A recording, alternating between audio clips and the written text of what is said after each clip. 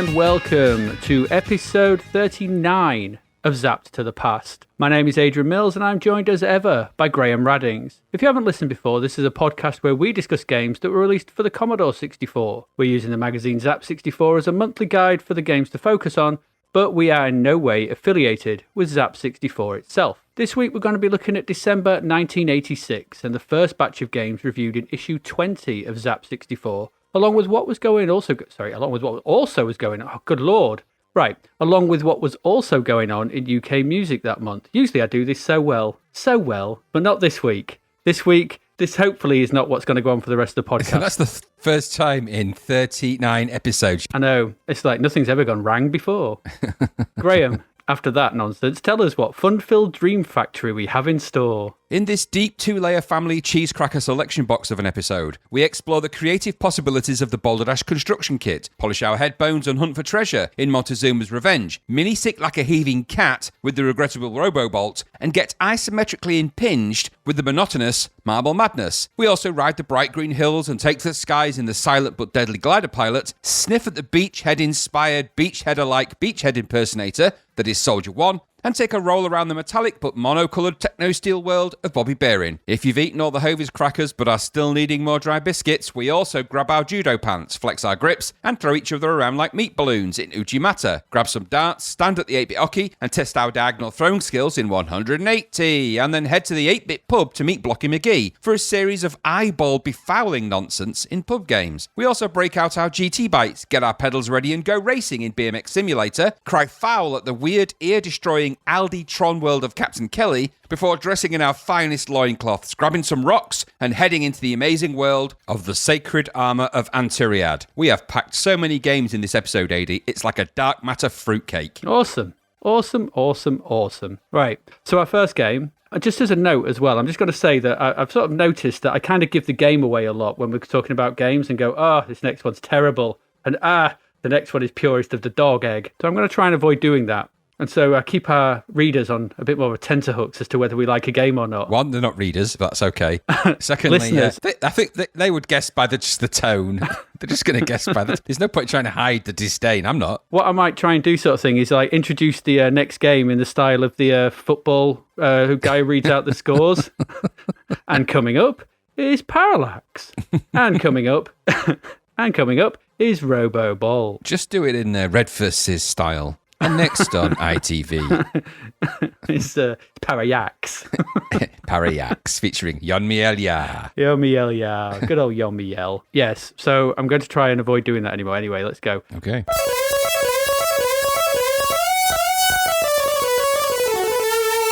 So what's our first game? Our first game is not even a game. Boulderdash. Boulderdash got a construction kit, it did. It did. Rockford returned finally. We've been asking for the last however many, since Boulderdash 2, I think we've been saying, we probably should do with a construction kit for this. So yeah, well done.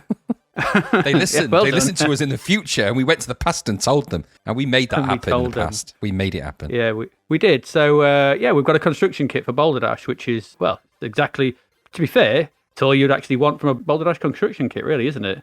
Yeah. I have to say. Yeah, so you can construct boulders and dash amongst them.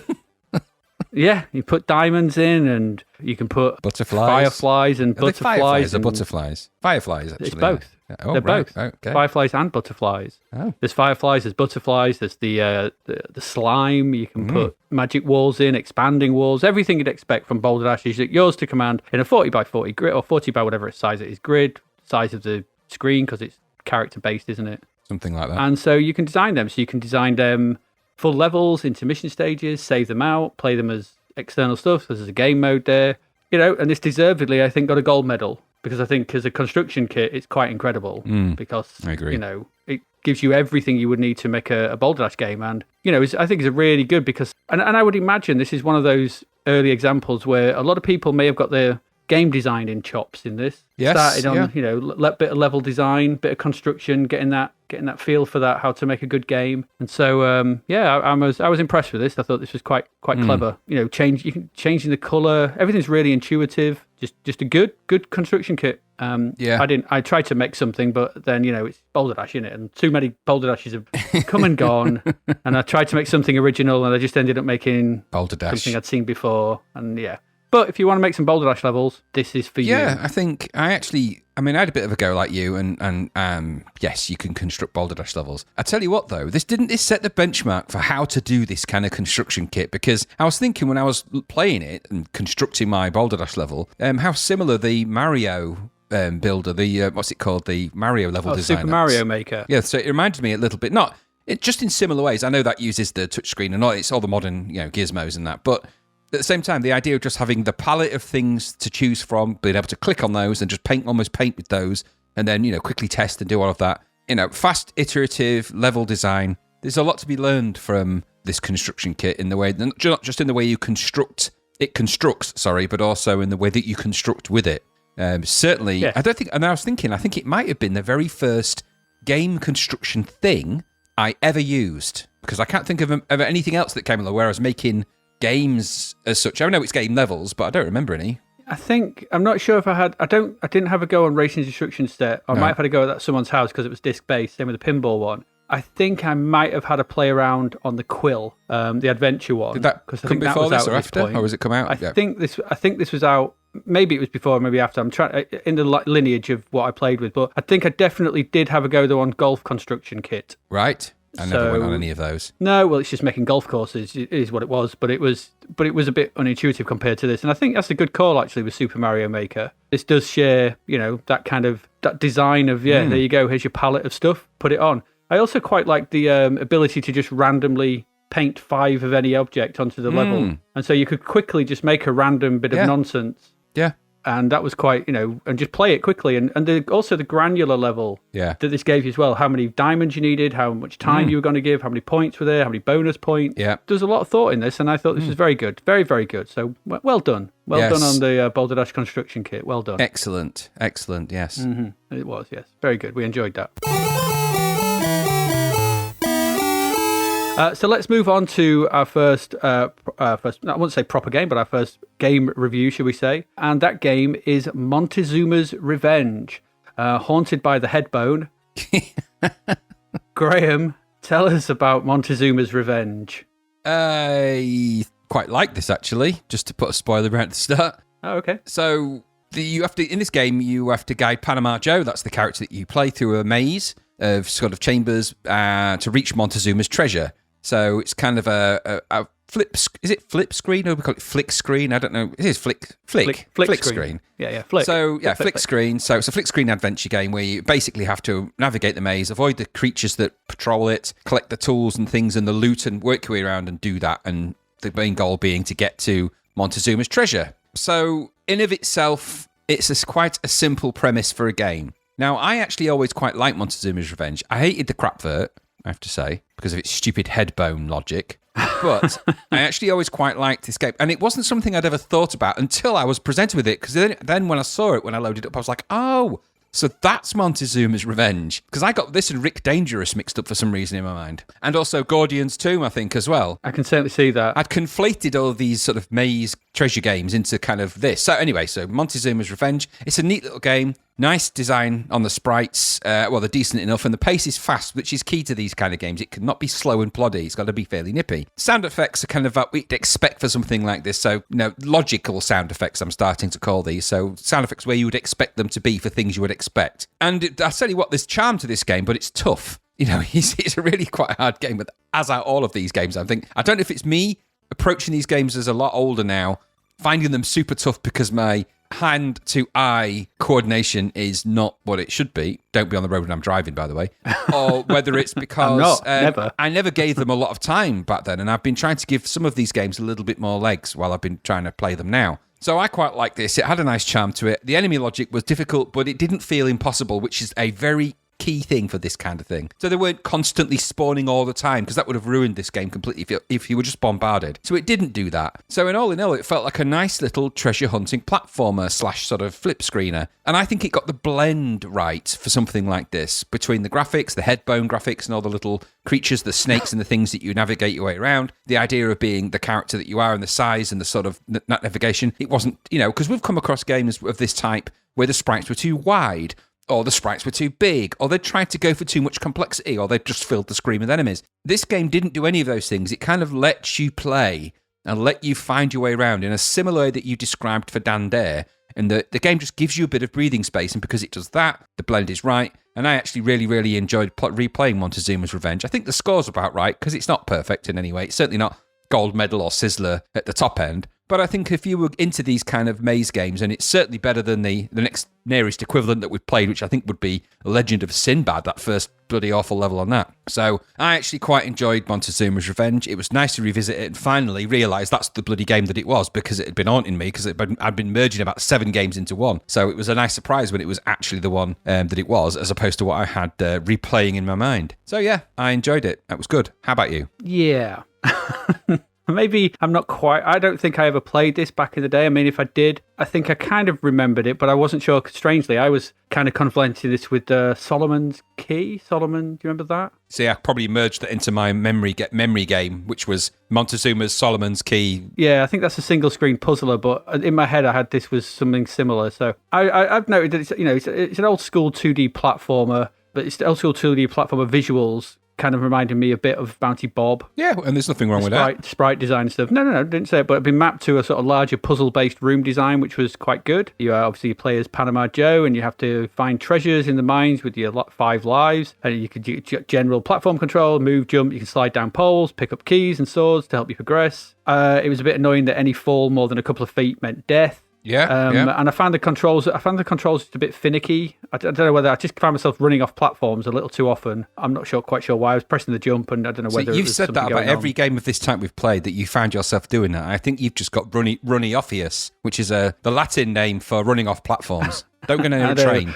But I tried it with both keys and the joypad, and I kept getting the same thing. So I don't know. It's just my old man reflexes. Get a joystick. He lives down. I did try with it. Old man reflexes. He lives down the road.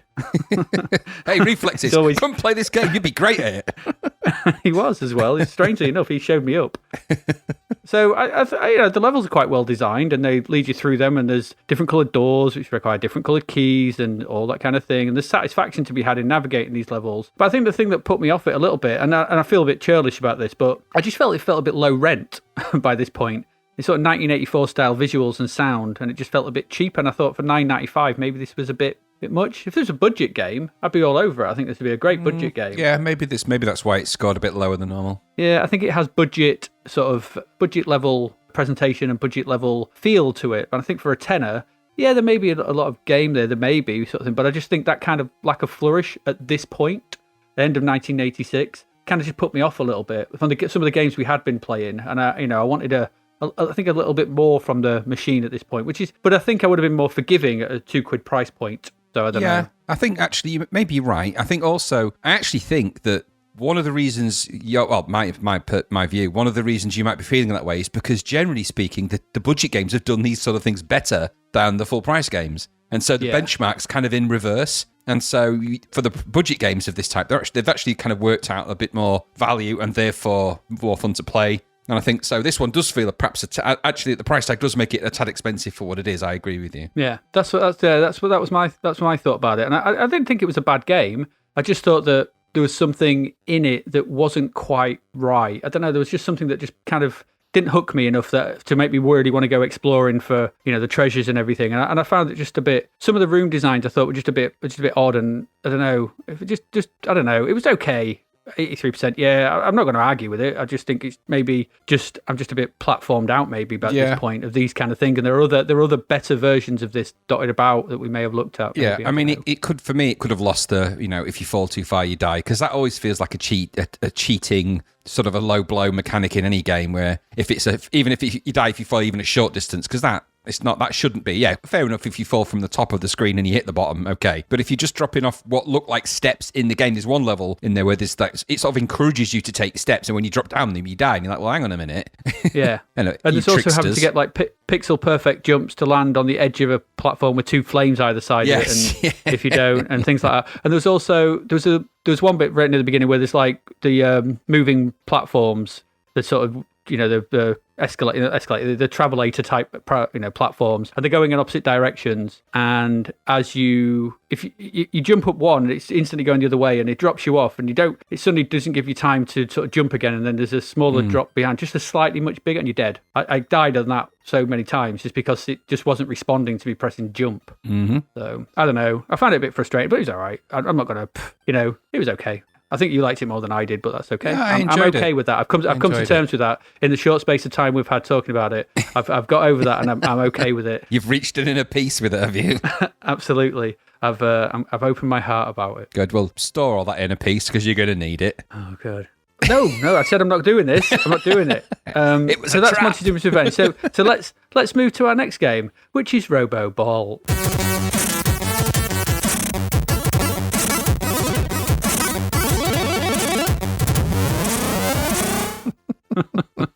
Yeah, Robobolt. Oh, Jesus, he's got 3%. 3. 3. 1, 2, 3. It's the magic number. Do. Baby, it's 1, 2, 3. Awful. 3%. Now, right. Let's answer this big question here, which is, at 3%, is this worse than Jet Fighter Patrol or whatever that thing was called with the character graphics? That got 4%, didn't it? That got 4%, yes. So in the grand scheme of things, that is 1% better. Now, I think this was better than that, personally. At least this was an attempt at something, as bad as it was. But Jet Fighter Patrol was a bit of a joke, and maybe just want a jet game. But hey ho, because at least there's some in here. There's not a lot. So what is Robobolt? You have to tidy a corridor or something. You have to find these white spaces and take them to the cleaning dump. So the screen scrolls both to the left and the right, and these viruses or something float around, irrespective of the movement of the screen. Error. Major error. It doesn't take any notice of which way it's scrolling. They just move. We're moving. You're scrolling. They're moving. And they move through walls, and I don't know. And so you can shoot out a bullet in 8 directions, but you can only have one at a time. And sounds painful. I don't know. It's got. I've done it myself. It is. Generally, I tend to do it in all directions, though. But that's when we need its cleanup time. We said this last time. There are woeful bas relief graphics, and this is a nonsense that should never have been released. Because there is very little of worth here. It's all awful garbage, and I just ended with the word robo bollocks. Very good, yeah. Yes. That was it. I didn't write that, but I wish I had have. It just seemed fitting. This is nonsense. I mean, it's bad. It's a 4%, 5% game, because it's the general thing of just moving around it's just crap. Yeah. Awful on every level. Tell me, Graham, did you enjoy it? I thought this was really, really, really crazy that someone even released this, to be fair. Yeah. Is it Alpha Omega again? Just the whole idea of being in the space corridor, which was random. You've got to collect the death pods. And they've got to collect them in the right order, of which you have no idea what that order will be. And they kind of appear all over. White, aren't they? Yeah. And you've got to do this before the timer runs out. A timer, by the way, which is so fast that you've got no chance. That's never going to happen. No. And in the meantime, you've got to avoid the enemy ships. In all fairness, the scrolling of the screen does help with that by pushing them away from you, so you can't actually get near them or shoot them. The sprites and the graphics were of a bas relief, nightmarish design and implementation. I laughed out loud at the scrolling on it that made the ships disappear from my view, and the bullet that just fired less than 2-3 centimeters from my spaceship. And then at one point it seemed to just hang around bouncing. I don't quite know what it was doing. It was like a little black ball that was just, I was firing sort of black ping pong balls. It was really weird. So the timer was too fast. By the time I'd realised what I was trying to do, I was dead.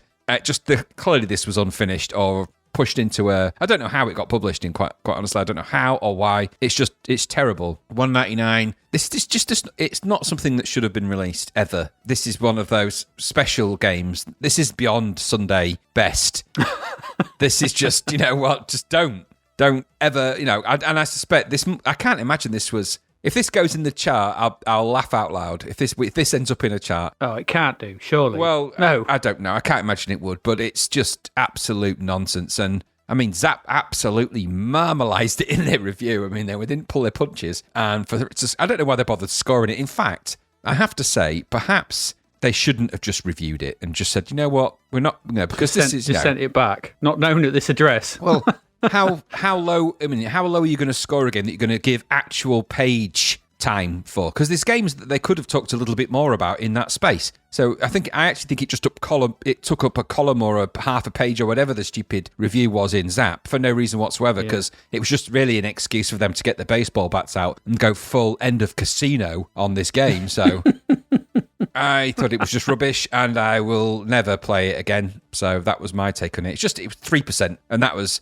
So it's 97% shit, and it really is. So never do it. In fact, I think it's possibly one of the worst games on the C64. One of the worst games. And that's a very elite list.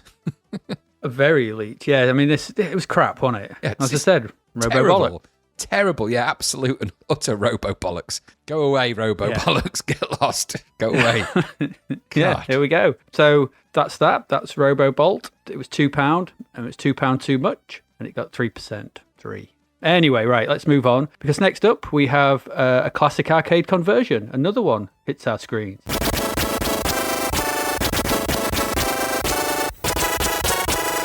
And that game is Marble Madness. So, Graham, elucidate us on Marble Madness. The arcade Marble Madness finally reaches the Commodore 64. This was an EA game, wasn't it? Electronic Arts published this. Came up with their fancy pants logo at the start. So they decided... went on for ages. It did. It really did. It's coming. Honestly, the game's coming. So this is an old Atari license, and the Marble Madness game, just to give it a description, isometric view of a downward sloping sort of landscape created with kind of little tiny squares. So almost a bit like angular graph paper, really, where someone's made a map of it. And you've got to guide the marble down the chutes and navigate it precariously down this through the maze and to get to the exit, and then you get to the next level, and so on and so on and so on and so on. And as you progress, you get other marbles in the way, and there's things that get in your way, and it's all inertia and difficult to control, because the original arcade had a trackball, so you would roll this thing to speed up and roll it around, and that's how you kind of controlled the game. We don't have that here. Of course, we have the joystick, which presents a little bit of a problem. So the actual game itself, that's the game in the nutshell. And this is the C64 version, actually entering to this sort of zone a bit late, because there's already isometric 3D games where you have to navigate this kind of thing that are already doing this stuff and perhaps, are doing it better than this. So the look of it is actually okay. On the surface level, it looks like Marble Madness. It kind of looks like it. So you get the same, it's a bit scaled down, but you get the same kind of colour scheme, same kind of isometric view. And then it all starts to go a bit wrong. So firstly, it's all a bit of an old anomaly. So this game is kind of resurfaced. It's got really weird blippy, bloppy music in it that just makes... I don't know why it's even there, really. You've got to navigate this game around with the joystick, so you're navigating a marble. That's not easy to do on this game, I can tell you that. So the controls are kind of poor, and they don't really work, and the sort of inertia of the marble and the way it controls is just odd. But the main issue for me with this, aside from all of those things, was the scrolling. Because the scrolling was insane. Because it only scrolled when you got to the bottom of the screen. So it kind of, as you sort of approach the bottom of the screen, then sort of the whole screen kind of scrolled up. But by that point, you needed to be further, you sort of had to wait. So it was really stupid. And there's as you progress through it, there's some levels where you can't wait. And so you end up dropping off the side of the maze and you end up dead. So the layout and the way it's controlled aside, because the scrolling sort of happens, I think about, I would say sort of 3/4 of the way down the screen, maybe even more than that. Then it sort of scrolls up again. And because of that, and that sort of logic, it's just stupidly frustrating, which means that you're never going to really enjoy the experience. To really get the most out of something like Marble Madness, you have to be really into that kind of isometric game. But there's games that already do this way better. So Spin Dizzy does it way better, let alone any of the other ones. I think there was what was the other Marble Madness type clone that we played that was just a gyroscope, or whatever it was. Gyroscope, yeah. So they weren't perfect by any means. So Spin Dizzy was actually pretty damn perfect as far as this sort of logic goes. This is just terrible because of that stupid... I don't know what possesses somebody to not scroll the whole screen on a game that requires it.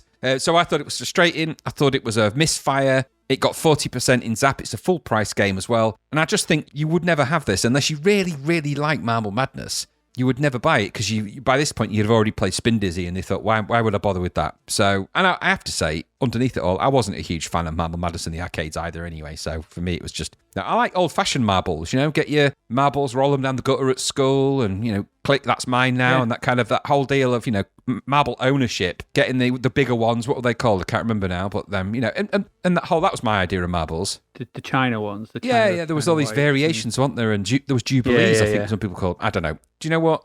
That's a whole different game. What did you think of Marble Madness on the Commodore 64? Well, I'm pretty much in the same ballpark as you. Let's not beat around the bush here. So this is the official conversion of the arcade game because like you said, we've had gyroscope and I've just noted, well, it's a little on the slow side. So just to test this, what I did actually check. So just to say, the music, by the way, is the same music as the arcade. Yeah, blippy bloppy. So yeah, it's weird sort of thing. But I did go on it. So what I thought I'll go have a look at the arcade version because I wanted to check if the scrolling was a thing of the 64 version. And obviously it's too slow on the 64 version and does render it almost unplayable at times. It's just ridiculous. But it is similar to the arcade version. You do get quite close to the bottom before it starts going. The difference being is that it scrolls a lot faster. Yes. And when it does kick going, it gets going, so you never have an issue where the marble drops off the bottom of the screen like I did on a couple of occasions, which is a kind of strange thing to, trying to be weirding out, trying to navigate a word. So that's never good. And, like we said about gyroscope, or like I said about gyroscope, trying to replicate a trackball to an 8-way digital input, it just robs the game of the kinetic energy. Yep. The whole thing of the arcade is smacking that trackball around and getting the pace and the feel of it and speeding up. And this has none of that. Nope. It's slow, it's ploddy. And like we said about Dragon's Lair the other week, a few weeks back, it's just probably an example of a game they shouldn't really bother doing. There are certain games, arcade games like Ghosts and Goblins, like Green Beret, which respond to digital inputs, buttons and jumping and that sort of thing. Great, do it. This kind of thing, where you're replicating a big old trackball, maybe not. I imagine, I can't remember what the thing of whether we quit to Super Sprint. I don't know if is there a C64 version of Super Sprint? The name rings a bell. It's the top-down car racing one where you have the three steering wheels. Pretty sure. So we've got one actually in this coming up later, but it's those kind of games where the thrill of the arcade was the input. Yeah. And the thing that was it, that thing, and sort of trying to boil that down. Not only trying to boil down the visuals and the sound and everything, and to be fair, they managed to fit in all the elements of the arcade game are here. It's just slow, ploddy, and dull. And you realise, as you nobody said, wants. No, we've got more dwarves that nobody wants. Slow, ploddy, and dull. That's why it was the 7 dwarfs. There was 10 originally, but them 3 were just left out. Get out, bloody ploddy. Go on, sod off. Not coming in. Snow White don't like you. The French Rice Krispie crew. No, there's Slow, ploddy, and dull. there's a gangster rap outfit I want to hear. But that's it. And this is a problem with this game, is that it's dull, it's boring. Yeah. And Marble Madness, was an experience in the arcade because it was unlike anything else. It didn't look like anything else, didn't sound like anything else, didn't control like anything else. Well, the key word for the arcade was madness, of which this game isn't. This is too sedate. This is the Shackleton's high-seat chair version. Yeah, absolutely. It's very comfy to get in and out of. And I was and I wasn't too happy when my niece bought me one. Bought me a copy of this. But she said I'd really like it. But it loaded nicely, and I turned it off nicely, so it was easy to load and unload. I got this Marble Madness from Shackleton's, They have 100 different versions of to it. choose from. All of them dull. Shackleton's high seat Marble Madness. Yeah, it's just madness dull. without the madness, and almost really without the marble. Yeah, absolutely. Yeah, marble dullness. Yes, I agree. There we go. So that's marble dullness for you, as it should have been called. If we don't I only got 40% in the magazine, so it's not like we're off on a tangent here. No, they said the same thing, and they were right. They were right about that seat. They were right about that saddle. They were right. They were right about that. They were right. All right, so let's move on to our next game, Glider Rider.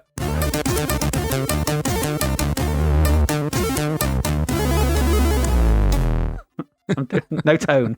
I'm not giving anything away. This game is Glider Rider, and it's about glider riding. No, it's your call. Away you go. Away I go. Right. Okay. Glider Rider. So Glider Rider is was designed by John Pickford. I found out by the Pickford brothers. Steve Pickford did the visuals, I think, and John Pickford did the design. So what is this? The problem is that straight away I can't take this game seriously because you're a member of the silent but deadly squadron. It's like, okay. I mean, I've done a few glider rides in my own past, but they were never silent but deadly, that's for sure. No, I can vouch for that.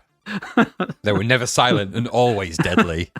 They were. So I put, they must have laughed at the fart-based punnery. So when it boots up, that's a piece of David Whittaker music, if ever I've heard one. and it plays constantly. Oh, yes. And constantly. Does a and bit. You soon get used to that. You better like that bit of music because you're going to hear it a lot. Yes. A lot. And the other bit's okay. This got really high score for music, didn't it? It did, yeah. It did. It's good music. Yeah, crazy, because I didn't... It's all just right. repetitive. Yeah, and the other bit is okay. But anyway, so when I first started this, I couldn't really remember much of this. I think I had played it, but I wasn't really sure of it. And when I started it, my first initial thought was, is this Clumsy Colin 2? It had a vibe, didn't it? Sort of a mini motorbike driving around the landscape and... Yeah, in that sort of isometric view. And I thought, maybe they've gone, maybe this is Clumsy, this is the follow-up about he's trying to rescue his crisp packet, which would have probably been a bit more interesting, maybe, I don't know. But it's without the scrolling, so it's flick screen. So the whole point of this is that you are a elite member of the Silent but Deadly Squadron, which essentially means you go in on a bike. I'm seeing a problem there.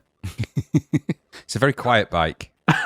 It better be very, very quiet. So it could be a push bike. It's a push bike. Yeah. Well, it's not. It's a motorbike. Shh. We know it's a motorbike. It looks like a motorbike. It smells like a motorbike. It is a motorbike. It is a motorbike. But then you can, if you're going downhill at any point sort of thing and you're going fast enough, you pull the joystick in the direction and you can morph and change into a glider. You can go onto a glider. So like we do in glider, what was the other one? Glider pilot? Yes, yeah. Yeah, there's no fun to be had in gliding. And there was no fun to be had in gliding in this, I found. Because you're basically got to turn into the glider, go around these islands and bomb stuff. Because you're trying to put pay to the arms dealers Abraxas, who sell arms to anyone, anytime, anywhere. So you're flying around or riding around this single-color isometric landscape, dropping bombs and trying not to get hit by lasers, which I did a lot, and would get just told it was game over, and I didn't really know what the hell was going on. I found it hard to judge where I was when in glider mode. There's no way to tell how high I was from the ground. I couldn't figure it out. I don't know, the perspective just kept winning, and because of that, I didn't know how close to the edge of the screens I was. So it kept flicking from screen to screen, and then it had to draw every screen. So there was this pause to the gameplay constantly. This sort of just like play, pause, pause, which I found very irritating very quickly, and I didn't like it. So because it didn't allow me to respond to things in a quick enough time, which is why I kept dying. And I've put that there's an interesting idea here with the use of two types of vehicle. And the way you switch between them is quite novel, doing it on the fly,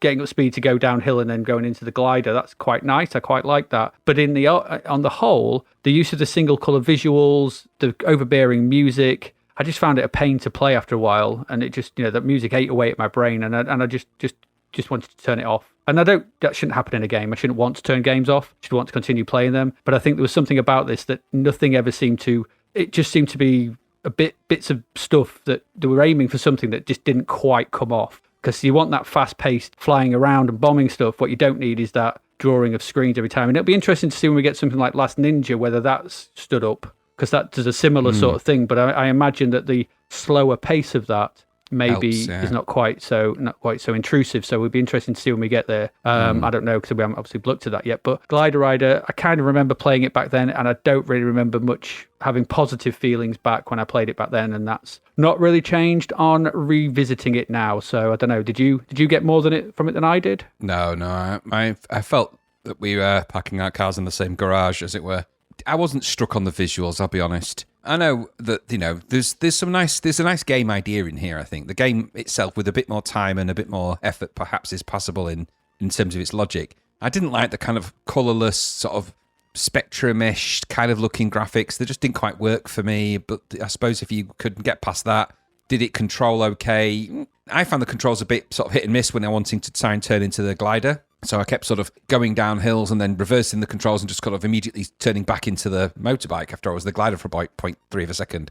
I don't quite know if that's me and the way I controlled it. It probably was. So I like the idea of the game. I just couldn't get my head into the space of it enough to be able to really enjoy it. The music was okay, but it did after a while really start to just sort of loop its way into your brain.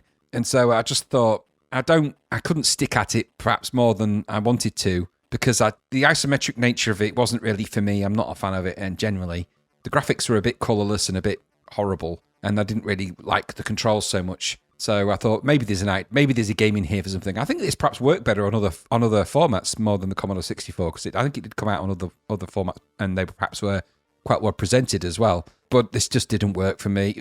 I say it didn't work. It did work. What I mean is, as a player, it didn't work for me. Yeah, I understand what you mean. Yeah. So no, I'm afraid I didn't glider ride and majestically fly through the sky throwing bombs. I just kind of clumsily flapped about like a buffoon with a glider strapped to his motorbike going, it's supposed to work.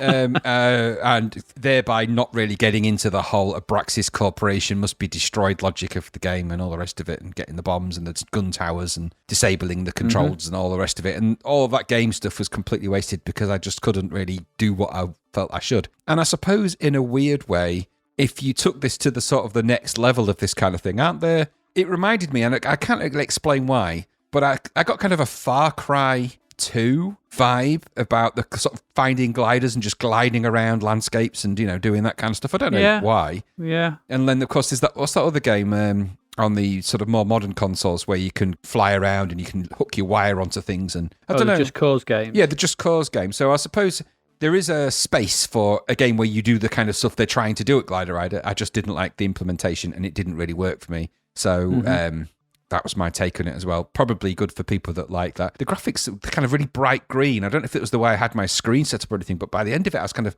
every time I blinked, I could see little green sort of bogey-like motorcycles and the music was kind of, I was thinking, what's going on? What is this game actually doing to my brain? Yeah, they weren't great. I mean, they were nicely drawn. Yeah. Don't get me wrong, but so everything's presentationally, everything's kind of there. But I just think that for a fast reflex action based game, I just cried out for a shadow. I needed a shadow. I needed a shadow. Yeah, totally. So I could judge where I was on the landscape, because that was the main problem I had. It's almost impossible to judge height. I mean, even Zaxxon gave you a shadow, didn't it? Yes, it did. It did. So you could kind of tell where you were height-wise as to how close you were, and that's a really important thing that, when trying to judge height. Little red light's gone off on Hank Marvin's desk. Someone who wants the shadows. And it's like, no, somebody's talking about a game on a podcast. Oh, do.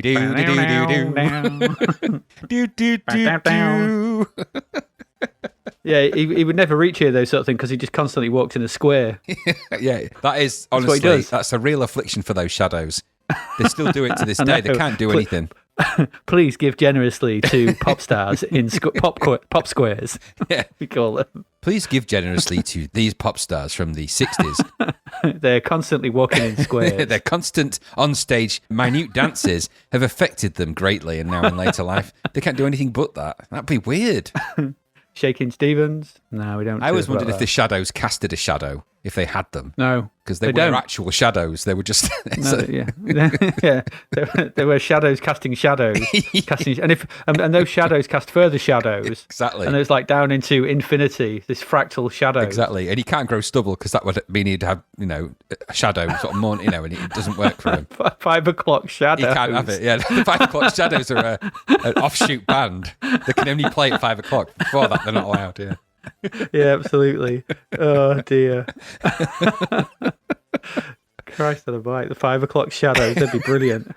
What time is it? It's 5 to 5. Can't play yet. So we can't go on. They can play for 1 minute. Their gigs are legendary. They fit 36 songs in. I'm sensing a gig poster in their immediate future for that band. The 5 o'clock shadows. What time are we on at Reading? 5:05. We can't. Nah. That doesn't work for me. That's Blondie. But I don't know, Blondie. It's just a guitar. They've done a version of it. They did a cover of everything. Yeah, they did. Oh dear. They're not very good though these days. They're a shadow of their former self. Oh. I'd love to hear them do a version of Killing in the Name of, though. Now that, by the Shadows, would be amazing, wouldn't it? Anyway. Yeah, Papa Roach's Cut My Life into Pieces. That'd be good. Shadows version, yeah. Just hear this Hank Marvin sing that. Where were we? Glider Rider. Yeah, I think we just decided that we didn't quite like it, really. No. Let's move on then to our next game, which is Soldier 1.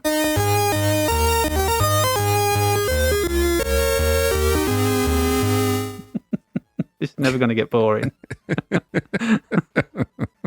Soldier 1. Right, Graham, tell us about whether Soldier 1 is any good or not, because I'm not giving anything away. In Soldier 1, you are a one-man army, and you've got to sail to an island, take the island, command the fortress, and do everything you can to avoid the exact description of Beachhead, which this game blatantly is.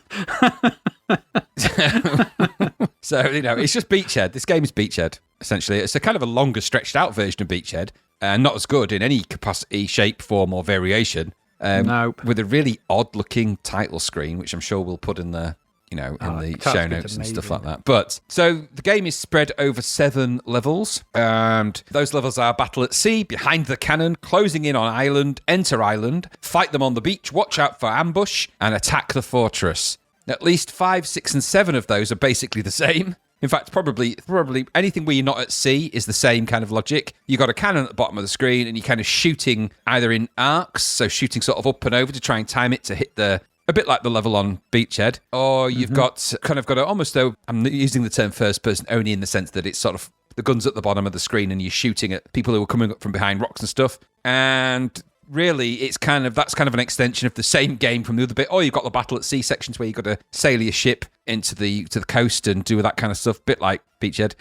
So we're going to say that a lot, aren't we? Well, it's the trouble is you've got a power bar. Hard not to. And every time you get shot or you get hit with the enemy weapons, bombs, you lose part of your power bar, and obviously it's game over if you lose all of that. You also have to be careful because as you shoot with your ammo, you gradually decreases every time you fire, which is logical. So you got a clock in there as well, and your high score is based principally on how quickly you get through the level. So the more time you got left at the end, the bigger you score. And you work through those stages, which I did, by the way, all of them, because it's stupidly easy as well. Work my way through the stages, and it's just a rip-off of Beachhead. I didn't enjoy the experience. The graphics get blockier and clunkier as it goes through. Most of the games are just shoot from the bottom of the screen at the thing at the top at varying heights and just, spray bullets carefully until you hit them. It was really easy. I didn't have much fun with it. It took me about maybe 10 minutes in total, maybe 15 in total to complete it. I think I'll stick to Beachhead 1 and 2, thanks. Whoever made this, leave the Beachhead. Go away from the Beachhead. Go for a swim somewhere else. Go on, do something else. Just never do this. Got 35%. This is full price, by the way. Ouch. Awful. I know. Just crappy Beachhead rip-off, and I prefer Beachhead. What about you? Yeah, well, it's by Grieve Graphics. That title screen's amazing. That guy who they've got on the title screen, Dace, it's like his bendy leg nonsense with his green one-piece jumpsuit on. Oh, it's lovely. Yeah, Soldier One, Beach Dog Egg. Yeah. So it's shameless, really. It's a substandard Beachhead knockoff that's really crap compared to the 2-year-old original. Yep. Which is kind of crazy. Okay, yes, it's got 7 stages. And yeah, as I've noted here, 7 turds in the hand is infinitely worse than 1 or 2 because there's nothing good about any of these stages 7 whatsoever. times worse, at least. Absolutely. It's just a massive pile of shit. And that's what we've got here. This is quite something. I love how he's supposed to be this all-American GI type guy on the title screens, but then it's all Navy stuff. Isn't it? Yeah. Hang on a minute. What? You're a one-man army, but you're not controlling that massive cruiser ship, destroyer that you go in on. Oh, if you are, stupid level. It's the logic of here bears no resemblance to anything. It's nonsense. The whole getting into the beach bit was stupid because of the accuracy of the bloody shot. Ridiculousness. It was stupid. Shooting boats top down, arcing shots to shoot boats, trying to sneak into the beach, shooting people on the beach. I turned it off at that point. I didn't bother. I don't know what 6 and 7 were. I'd had enough. I never got any further. I didn't want to. None of the levels in this are as enjoyable as Beachhead. Nope. Certainly nowhere near Beachhead 2. Absolutely not. I'd rather play that. What was that god-awful other one we looked at?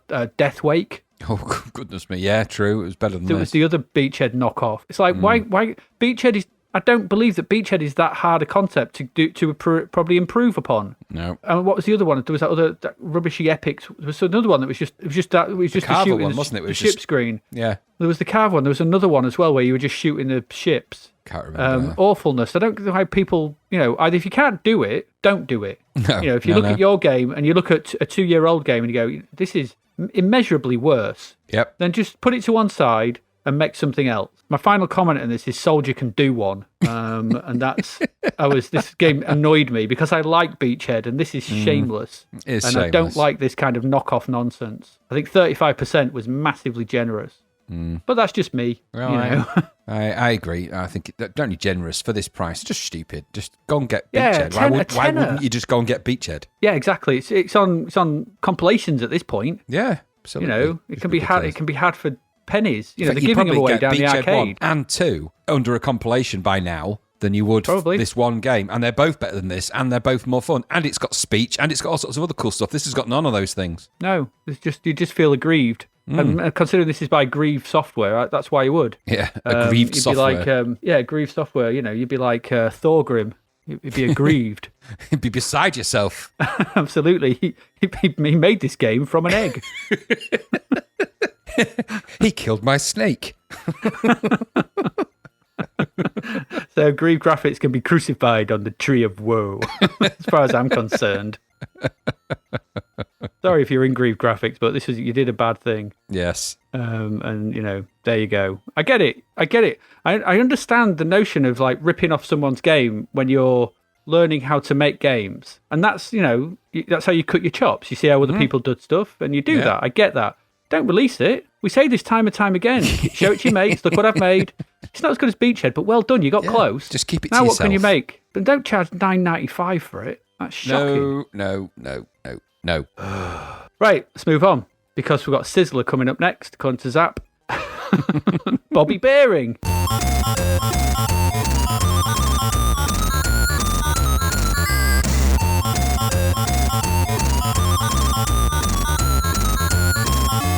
Bobby Bearing, good old Bobby. It's about time we had a game that's named after Bobby. Bobby something. We haven't had a Bobby game, have we? We've had loads of I don't others. think we have, no. So my first comment on this is go play Spin Dizzy. Yeah. What did you think? Yeah, straight away, yeah. I kid. Bobby Bearing is another single colour flick screen isometric adventure. Those words send shivers down my spine, let me tell you. Yeah, see Glider Rider up above. Yeah. Except this time you are a ball rolling over the uneven landscapes, scouring the world for your lost family in an effort to get them back to your home world of techno-fear, more puntastic nonsense. It seems to be if you create a single-colour isometric game, you have to have some kind of nonsense punnery going on in it as well. Although they inadvertently are creating some of the best names for industrial metal bands of all time. What, Techno-fear? Yeah, absolutely. Yeah, because you got to get them out of the evil meta planes. And that's what I mean. That's their first album of Techno-fear. They're doing it all unconsciously. Bobby Unbearing. So what this comprised of is much rolling. There's so much rolling. There's all the rolling. rolling. Rolling. Well, I was thinking more of Limp Bizkit. Roll. Yeah, that one. Yeah. Yeah. So it's got much rolling from screen to screen, navigating narrow walkways, avoiding enemy balls, and trundling around whilst the vaguely nice tune plays over the top. You can get squashed by blocks that rise up and down and battered by black ball bearings, but let's not go there. It takes what seems like an age to get back to playing whenever you do die, and the speed of the screens is strange and unpredictable, I found. Sometimes you'd be rolling around and it would be quite slow, and then come back on the same screen, it would be dead fast. I don't know if you found that. I don't know if there's something going on the same screen. Same, many problems. So, and also some screens would be quite slow and nothing on them, and other screens where there's quite a lot would be fairly fast. There seems to be no rhyme nor reason to the speedery we're going on. I personally found this, and I know this was well respected and well liked, innit? And I don't get it. No. I don't. I found this tedious and dull. It's a really, really boring map. And there's way too many. There's one point, if you go up to the top right from the opening screen, because there's no title screen as well, is there? You just start. It just starts. You roll out of a hole. It's like, here you go. Okay. I could have done with a title screen, maybe, I get it, you may not have had any memory, but, you could have probably knocked out about 50 of those same screens you just had me going through all the time. Save some memory that way for a title screen and some options. Because you go up to the top right, and there's just screen after screen of sort of crossways, constantly. Just crossway. And then there's a screen as well where you can go up over a little hump and just get stuck behind this hump. And I did that, and I have to reset. I'm like, to press Q, don't you, to reset, yeah. Yeah, just dull, boring. I never got this back in the day. I don't mind Spin Dizzy, so it's not like I don't mind, isometric things. If they're done well, they can be quite enjoyable. But this, I never, ever got the adulation for. I never got it, and I still don't. And I don't like Bobby Bearing. And it's a shame, because he's called Bobby. He makes the best spirals, which I had some of the other night, and I sent you a picture of them. They were so salty and vinegary. They did look very salty. They were. So did you get anything from Bobby Bearing? Did you? I never liked it. Did you enjoy it? It's another marble-based game, isn't it? Yeah, I never liked it. I never liked Bobby. I didn't get it. I didn't get it then, and I don't get it now. I like the idea of the techno-fear, industrial band that they've created, and the fact that that is a that's good. That's described as a land of the future made of steel and inhabited by things of steel. Like, okay, it's kind of a steel-based world. Then who made the steel? Doesn't matter. So I just thought the idea of the game was okay. People are unconscious, and you got to find your relatives. I've been in that situation myself before now. We'd been out in the town, and friends and family have just passed out in the corner of the car park somewhere, and we wondered where they were. I'm digressing because this game. Sorry, that was you. I know it was. In fact, I found you outside of the pub, and you'd thrown up on your own feet. But that's a whole different. Yes. That's a whole different story. This game is. Way less interesting. I don't like games where I'm rolling around. I've just decided that I don't like Marble Madness. I don't like rolling around games a lot. And this is a rolling around game. The music did my head in. It did my head in. Yeah. And I thought maybe in here, if you like this kind of relatively controllable ISO ball maze game, if you like that kind of thing, wrapped with this weird story, fine. Go and fill your boots with it. If you like that kind of single colour sort of ISO world, fine, go and do all those things. The design is weird in this game, I think, and a bit sort of almost blocking of view. So it's not as clever or as good as Spin Dizzy, which is the only game of this type I've had a bit of time for. I think because I could change my views as opposed to being forced to quit the screen and restart because it went isometrically wrong or indifferent to my needs. I think if these kind of things... You have isometric needs. How could we help? The Isometric Indifference is the second album from Technofear. Second album, yeah. After Metaplanes. So if you've got a penchant for isometric games of this ilk, it'll float your isometric boat. But for me, I don't really like the games with lots of single colour as well on the Commodore 64. It's a machine capable of many colours. And later games prove that, and some of the later there's a whole range of colours, and there's a payoff between multicolour and sprites and high res, and I get that, but I just find lots of high res. It might be detailed, but it's kind of just one colour and a bit dull looking. This was a game from the Edge, wasn't it? So it was wow, is this a return to a decent game? It wasn't for me, but people seem to like it. But it only took them how many years pumping out? Well, games? what else did they do? The Edge. I thought they were doing quite a few games. Maybe I'm wrong. I don't know why. Did they do Wizardry? Was that the Edge? Was it? I don't know. Are they specialists in isometric? I don't know. That's something we probably I honestly should have looked up. don't know. Anyway, so I think I think they did Wizardry the Edge. So I didn't get anything from Bobby Bearing. That doesn't mean that there aren't isometric people who like isometric games out there and might get people who can only walk in diagonals. There's people in Wreck-It Ralph, and they kind of want like that, don't they? So if you're an extra from Wreck-It Ralph, you might like this. For me, Spin Dizzy is really the only one of these I've actually got a bit of time for because it's really good and colourful, and this one isn't. And so you can't wrap up a turd and make it look any better, really. So I'm actually being a bit harsh. It isn't a crap game, this. It's just not a very good game, and certainly not a game I would get into. So it can... Bobby Bearing is not the thing for me, I'm afraid. Sorry, Bobby. No. Sorry, but like your crisps, but not your games. Absolutely. Your crisps are amazing, but your actual metaplanes and technofear and all that nonsense can roll off, as far as I'm concerned. Yes. Roll on, so that's it. Roll off. Mr. Miyagi has spoken. He's back. You must. Oh, in this game you can roll off or roll on. Remember, Daniel-san, you must roll on or roll off with your deodorant. Like deodorant. otherwise, what's her name? Will not want to hang around with you. What was her name? Elizabeth Shue. Elizabeth Shue. It's not a name. That's a real name. I don't know her name. Yeah, but I don't know. What was her? A character I can't remember what her name was in the Daisy film. or something like that, probably. Bobby. Bobby. It could be Bobby, but it probably isn't. Could have been. Bobby is Roberta. Roberta, yes. Anyway, there we go. So that's how many games we looked at? Is that 6 or 7? I think 6. I think 7 with the construction kit. 3, 4, 5, 6, 7 games. So just to say, there are a lot of games in this issue of Zap. There were a lot of games. So this two-parter is crammed, cham-jocked full. I don't even know what that means. It is. I like that though. It's cham-jocked. Cham-jocked. That's going to be a track on Technofear's album. I'm sure of that. A bit full on cham-jocked. Anyway, speaking of music, let's move into it after this brief word from our sponsor. We'll see you in a bit. Bye.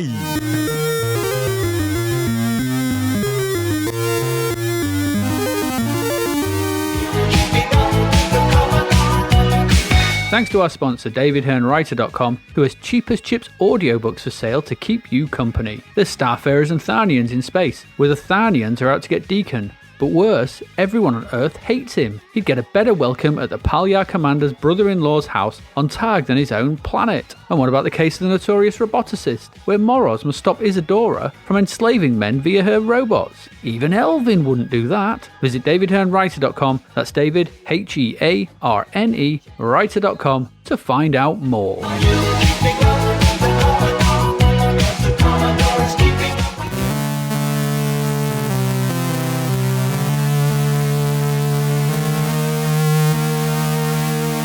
Hello, welcome back. Welcome back to second part where we're going to look at music from December 1986. I warn you now, it's Christmas, as you can probably guess.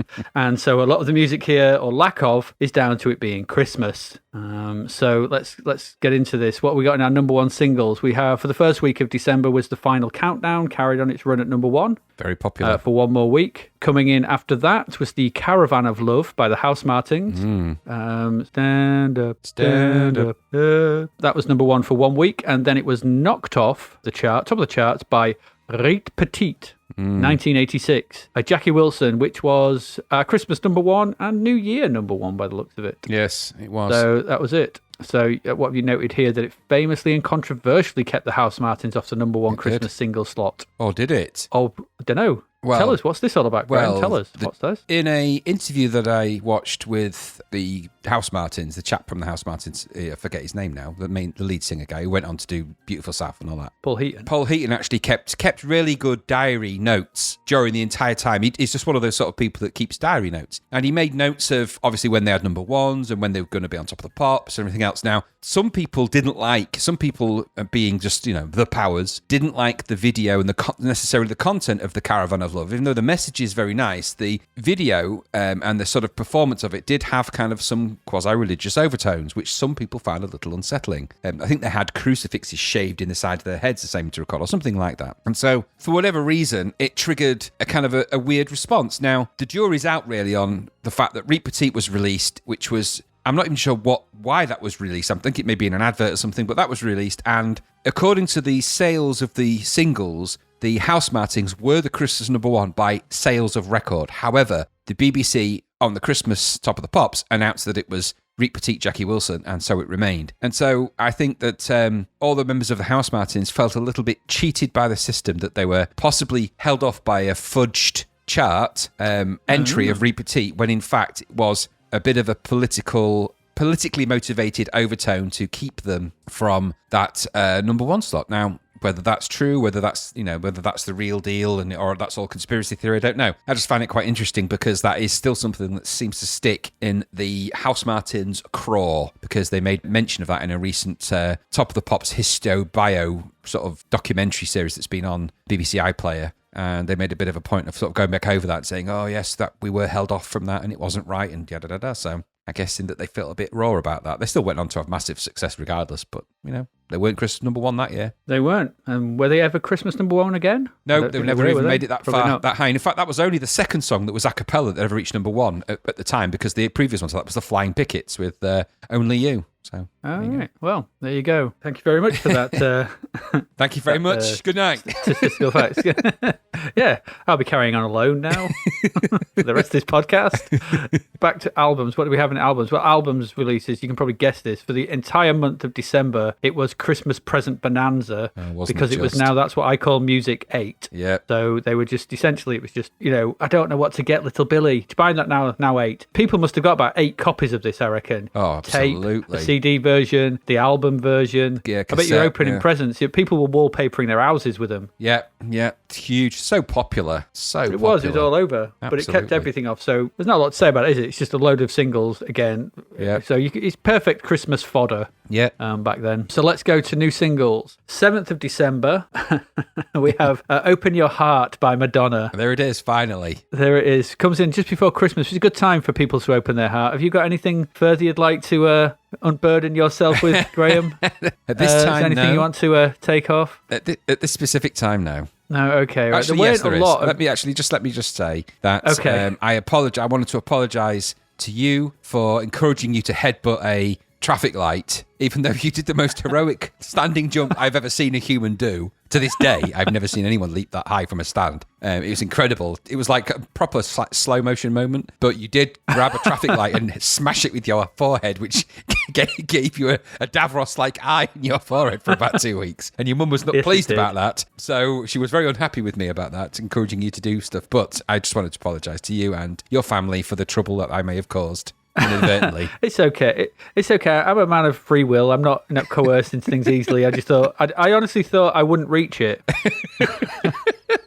And I was surprised when I did. And when I did, I realised I have to follow through here. And so I headbutted it. Yes, you did. The green light. It was the green light. Yes, it was. I just jumped and grabbed the hood. To this day, I'm grateful that didn't smash. Yes, I'm grateful for that as well, because I would have electrocuted myself and probably died. I don't know about the electric part. It would have put a hole in your head. A fairly traffic light sized hole. Yeah, those, just to say that traffic lights, the glass on them, they're made of tough stuff. Yes. Because I didn't hold back. You really didn't. Someone didn't crack your skull open. Yeah, I know. Anyway, I'm just apologising for maybe instigating that by going, hey, Eddie, do you reckon you could jump up and put that traffic light? And you're going, no, I couldn't do that. Hang on, I'll try. And then you actually did. But that leap, because you go and stand next to a traffic light and see how high up they're high up. It's not like it's like just a small grab. It was like that's a properly high leap. But then again, I remember you saying to me that when you was at school, when you did high jump, you used to just like leap over the high jump. Like no Fosbury flop for you, just like flew like Superman over the high jump and managed to get quite high like that as well. School records and such. Incredible. Yes, I was a springy chap. I had powerful calves. Powerful thighs and calves and glutes. I was. I was like Ram Man or something. Absolutely. So there you go. Anyway, I apologise for that. Thank you for that. I'll accept that apology. Okay, so it's fine. Good. It's only taken 20 years. It hasn't affected me too much. You can't see the green light now on a traffic light. It's caused all sorts of trouble. No, I'm all colourblind. Right, number 48. What do we have? Number 48 was "I'm All You Need" by Samantha Fox. Why didn't someone just tell her to stop?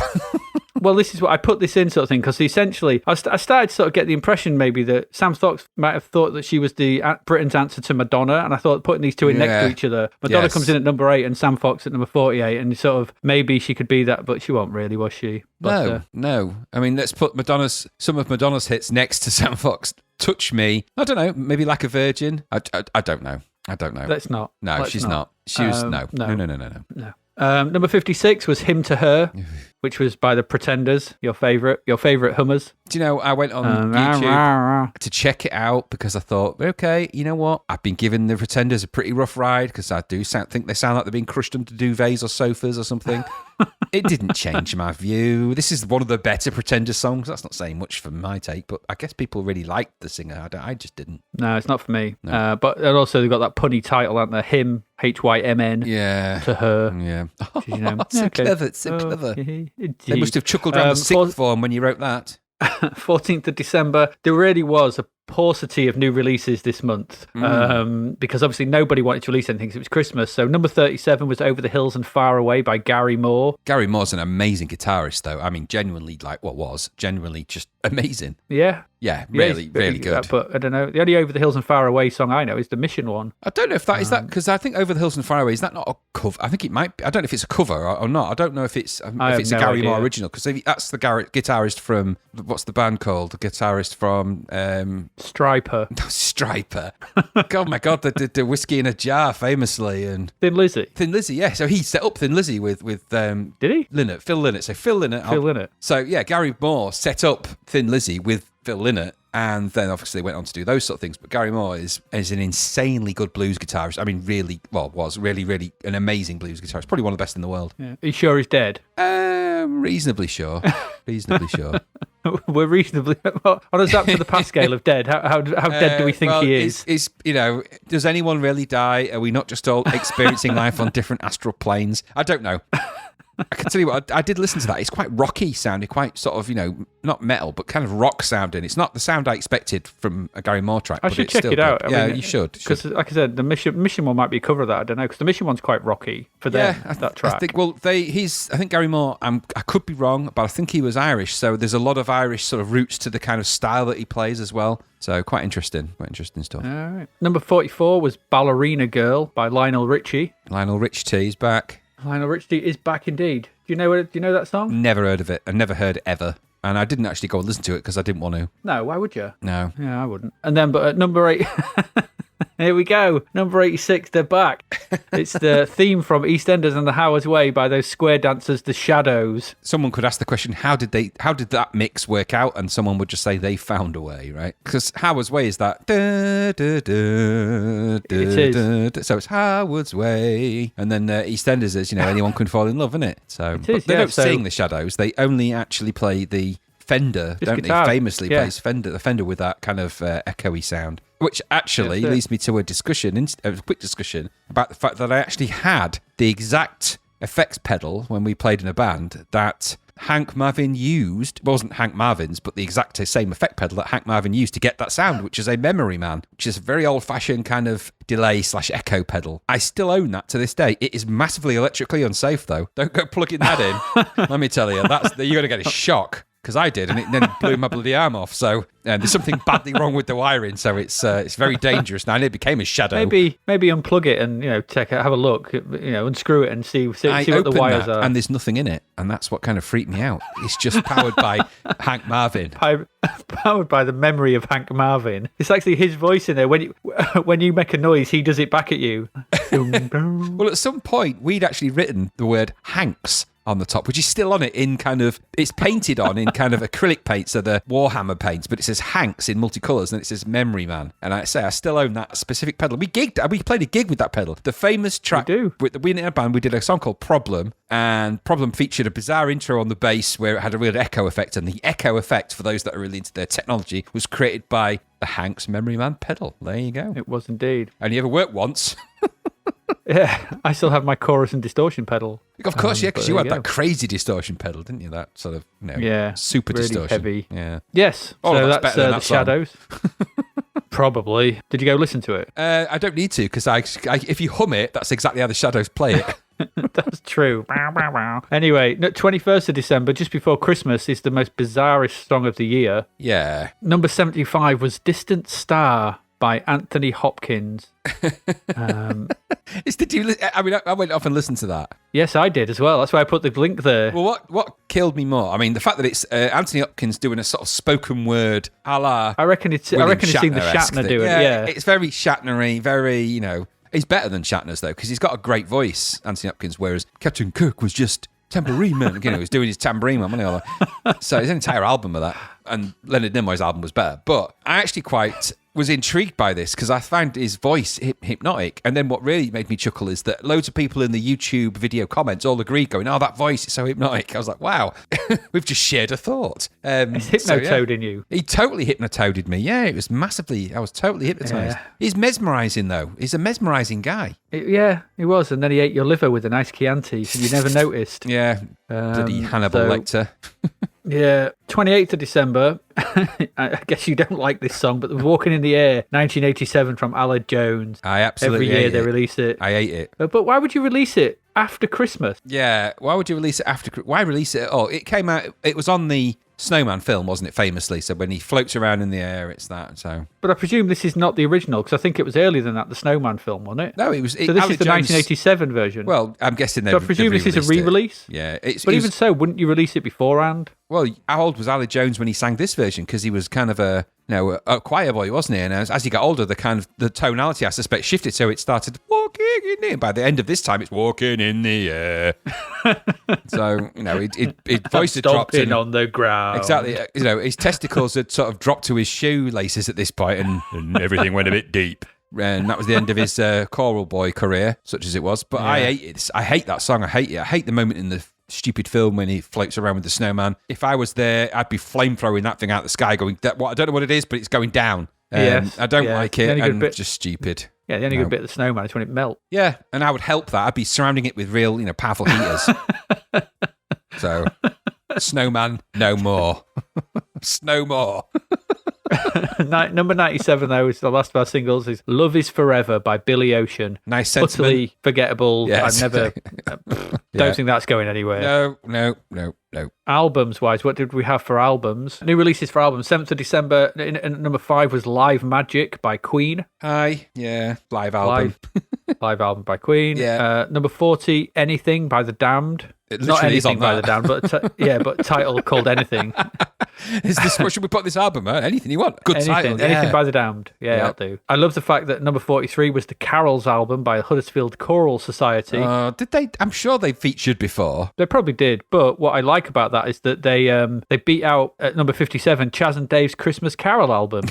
I find that quite something, really, that the Huddersfield Choral Society charted higher than Chaz and Dave. What kind of world are we living in? Well, no, Chaz and Dave. I didn't realise how popular Chaz and Dave were in terms of sort of British TV. They actually had, I put the YouTube video and we'll add the link to the show notes, but there was a video of one of their Christmas shows on YouTube. There's not many footage of them live on YouTube in that kind of way. What, Chaz and Dave had a Christmas show? Oh yeah, there's an entire Christmas show and there's a video of it on YouTube. I think it's about 30 minutes long. And it's basically, it must have been a TV show where they've just created kind of a fake pub, filled it with the most disinterested people you could possibly imagine. And then Chaz and Dave sort of, hey, it's a party, everyone. Hey, rabbit, rabbit, rabbit, hey, rabbit, you, rabbit, cardboard, cut out, hey, rabbit, no, wardrobes, who's looking at wardrobe, that kind of. And just made up, lots of songs where they're just firing words at each other, it seemed to me. And then all the people in the background, some are kind of just, drinking pints of fake beer and sort of looking at each other and clinking their glasses. And there's some people just look thoroughly pissed off that they're sat there. I would recommend everyone watch it. And also aim for about the 12-minute 43 mark for a real treat. But I'll leave that because one of their guest singers isn't at that point. I'll just leave you to see that for yourself. I will have a look at that. But I think, did you think that they got the dictionary and they just picked opposing synonyms, and Dave was the synonym 1 and Chaz was synonym 2. So it's like, so they picked, rabbit, egg, rabbit, egg, rabbit, egg, and they just did that. That's how all of their songs were formed, by just picking opposing synonyms or just 2 words. Dave, pick a word. Carrot, right? I've got egg, carrot, egg, carrot, egg, carrot, and it's just like, wow. Why do you always go to egg? I don't know. As your second word. I don't know. It's because it's easy to remember. Bread, egg. Perhaps I'm always thinking about toast and eggy toast. Egg, toast, egg, eggy toast. Just go and check that video out anyway. It'll be in the show notes. It will be there. It will be in the show notes. By the way, I didn't realise that one of the either Chaz or Dave had died. One of them has passed away for definite. I don't know which one, but I'll just say that Chaz and or Dave, we're sorry to see you go. Absolutely. Dead his last rabbit. He did. At number 70, because they're also higher than Harry Seacombe, with Highway of Life in at number 70. Yeah. This is the paucity of content I had to play with to pick out this month. Harry Seacombe was very beloved by the Songs of Praise Brigade, so. Oh, absolutely, yeah. The Grey Brigade. They loved a bit of the old Seacombe. Yes, they did. Seek him here, they seek him there. Yeah, and do you know what? The comedy side of Harry Seacombe, which is not an album by him, by the way, is just a general point. He was a really funny guy. So wasn't he in the Goons? He was in the Goons, yeah. He's one of the real funny ones, him and Spike Milligan, yeah, really. Yeah, he had a proper voice. Yeah. Comedy. He did. I quite liked him for that. At number 89, predicting their future, was Bucks Fizz with The Writing on the Wall. Wasn't it just? Yeah, so I did 5 albums. How did Bucks Fizz have 5 albums? Yes. Really? That came as a surprise to me as well when I read that, yes. Yeah, so that was that basically. Anyway, I'm not going to say much more about Bucks Fizz, No, I just, interestingly. Just make your own mind up. Well, there's one song that was popular off that. This was the first album they recorded after their contract had ended. So this is their first and only one on Polydor. Whenever I think of Polydor, I think of Polymer Records from, hi, Harry Fufkin, Polymer Records. So I think of Spinal Tap, so it's possibly the same label as them. It didn't bode well. They changed one of their members, Shelley Preston. Sorry, Jay Aston was changed for Shelley Preston, I didn't realise, but they announced that on Wogan. They was like, hey, we've got a new band member, by the way. This is Shelley. Hey, Shelley, say everyone, where's Jay? We don't know. She can't. She's relaxing with Whitman, Price, and Haddad. You remember them?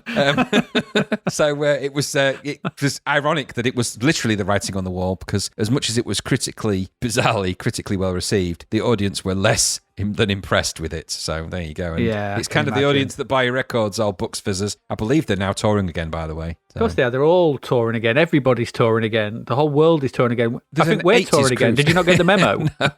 There's an 80s cruise where a lot of these sort of 80s bands, they go on a cruise, and you're a passenger on the cruise ship. I thought you meant me then. I was like, I don't go on cruises. On 80s cruises. But there's a cruise you can go on, and all these bands feature as part of the entertainment on that cruise. So, and Bucks Fizz, I suspect, are one of those. There's a great idea for a murder mystery, isn't there? What, who killed Bucks Fizz? Nobody'd care. Well, okay, you know, which of them sort of thing, all those old spats that would come out between all those bands that didn't get along. Yeah. That'd be brilliant. Like, who killed Gary Kemp? I tell you what, stabbed him in the back. Fight it out to the death with batlets, all of them. Yeah. Just put them in a ring. A bit 7 Quagloos on Martin Kemp. And in the end, it'll be Harry Fufkin, Polymer Records. That's who did it all. Tony, what's his face from Spandau Ballet? Oh, he's a massive man. He's huge. He's massive. He was quite big. Yeah, he can shout a C note that loud it can sink ships. So just don't get him angry. He'd just eat Simon Le Bon like a bonbon. He would. He could actually emit a sound so sonically devastating that it could cause tsunamis. So don't ever get him too cross. Don't ever put him on a boat or near water. No, don't. He has to, by law, stay 50 miles inland. He does, yeah. He does. It's written. He does. It's a thing in England. If you're not from England, you might not be aware of this, but we have the Hadley Law. We do, yes. If anyone sees him near a coastline, they have to ring the police, and they will turn up and escort him back to 50 miles away from the coast. That's right. That's how they keep the White Cliffs of Dover clean. He just goes offshore and emits his sonic boom, and all the brown and crud falls off. So very powerful, very powerful. True. Yeah, his audio resonance can shatter a seagull's mind. Doesn't take much. Poor seagulls. Chips. Ah! Gold. Oh, the Hadley Law. Anyhow. 14th of December, the singles album by Soft Cell. Yeah, I remember one of them. They had enough singles to make an album. Apparently they're hugely popular, but maybe they were. Must have skipped me. Yeah, absolutely. And then at number 99 was Nick Berry by Nick Berry. Yes, at number 99, yes. Self-titled, self-named. Well, this is the album, so not the follow-up to Every Loser Wins, just because the title, it seemed like a good idea at the time. That's true. His follow-up single to Every Loser Wins was It Seemed Like a Good Idea at the Time, which I think is more of a self-analysis and description about the fact that he wrote that sang that stupid Every Loser Wins. He didn't write it, but he sang it. Did you look at? I wonder what the track listing is on that Nick Berry. I mean, it's what would be on it? We Wish You a Merry Christmas. That's on there.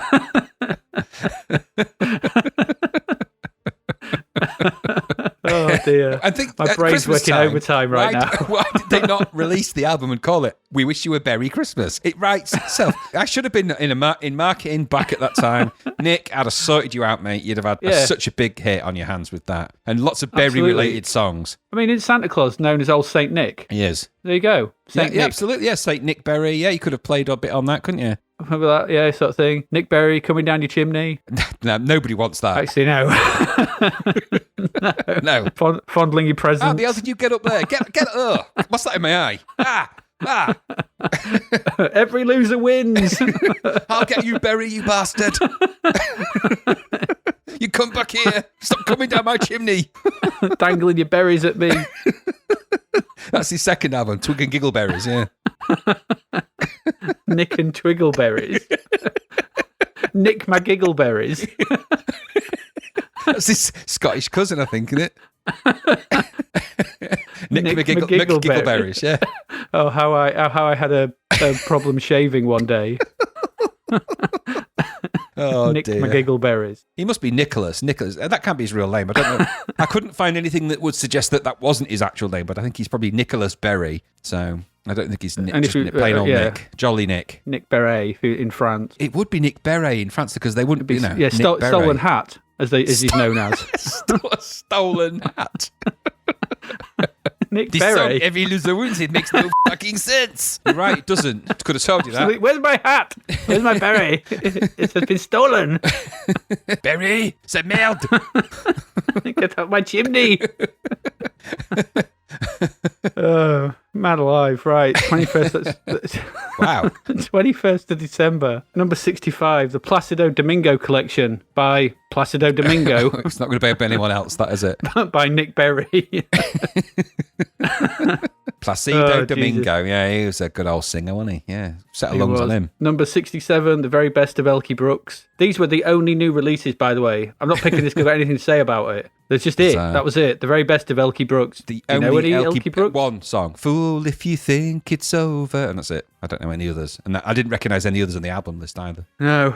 And at number 84 was the House Martins Christmas Singles Box by the House Martins. Oh. There you go. That was it. And there was no new releases on the 28th of December. So that's it for music. Nick and Twiggleberries and Rabbit and Eggs from Chaz and Dave.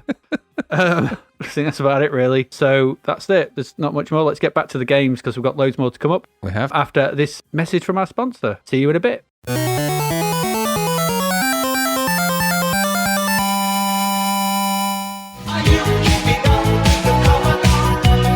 Thanks to our sponsor, DavidHearnWriter.com, who has seriously cheap audiobooks to keep you company. Join Tara as she goes back in time for a donut, where she must stop her evil sister while still finding time for a game of Gallagher. Priorities, right? Then there's Paddy Go Easy, what happens when you hit and run, where a young Aussie fool hits a cyclist and just keeps going. Will his conscience get the better of him, or is he just a heartless git? Get onto Audible or Kobo and have a listen. Dave's podcast pick is the standout Boulder Dash Construction Kit, which he says is about as much fun as you can have sitting down. I'm saying nothing.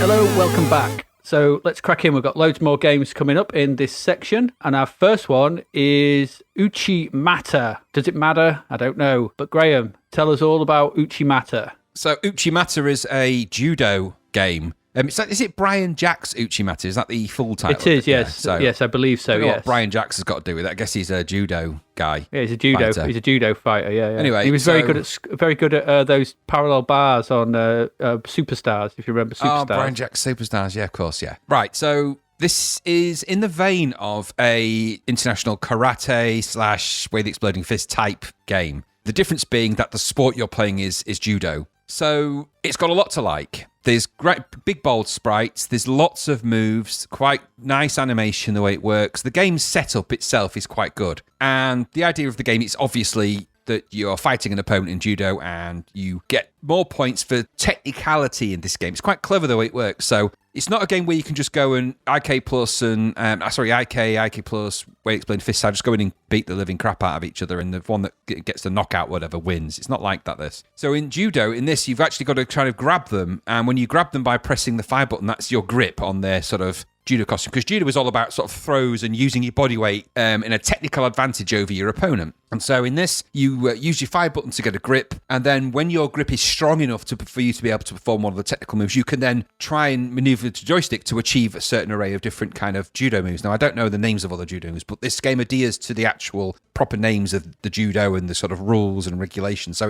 it's playing a little bit like almost like a Byron McGuigan's, in the sense that it's really adhering to its sport. That's, I think, to its credit. And so you actually get points in this for achieving the technique you do, but also the perfection of that technique for the move you've tried. Now, all of that is really great. I actually find it almost impossible to do any of it. And I think that's because you just need to sort of understand and really get used to the way this game plays. You've got to get the idea that this is a fighting game in the traditional sense of these sort of things, a one-on-one beat-em-up type game. It is that, but it's actually more clever than that. So you've got to really sort of think, because your foot positioning, when you press your fire button on the joystick, your grips and your sort of grip strength goes up, and you've got to time it right so that you're the perfect grip so that you can do and sort of maneuver the other player. You've got to do all this before the other player does it on you. I had to actually switch this into 2-player mode and play it sort of just so I could try and learn some of the moves, because if you try playing against the AI computer version, it's unforgiving, and it just threw me around until I was done. There's a neat little sort of soundtrack in there in the background. It's played in kind of a graphic dojo type sort of sports environment, and that's kind of the crux of the game.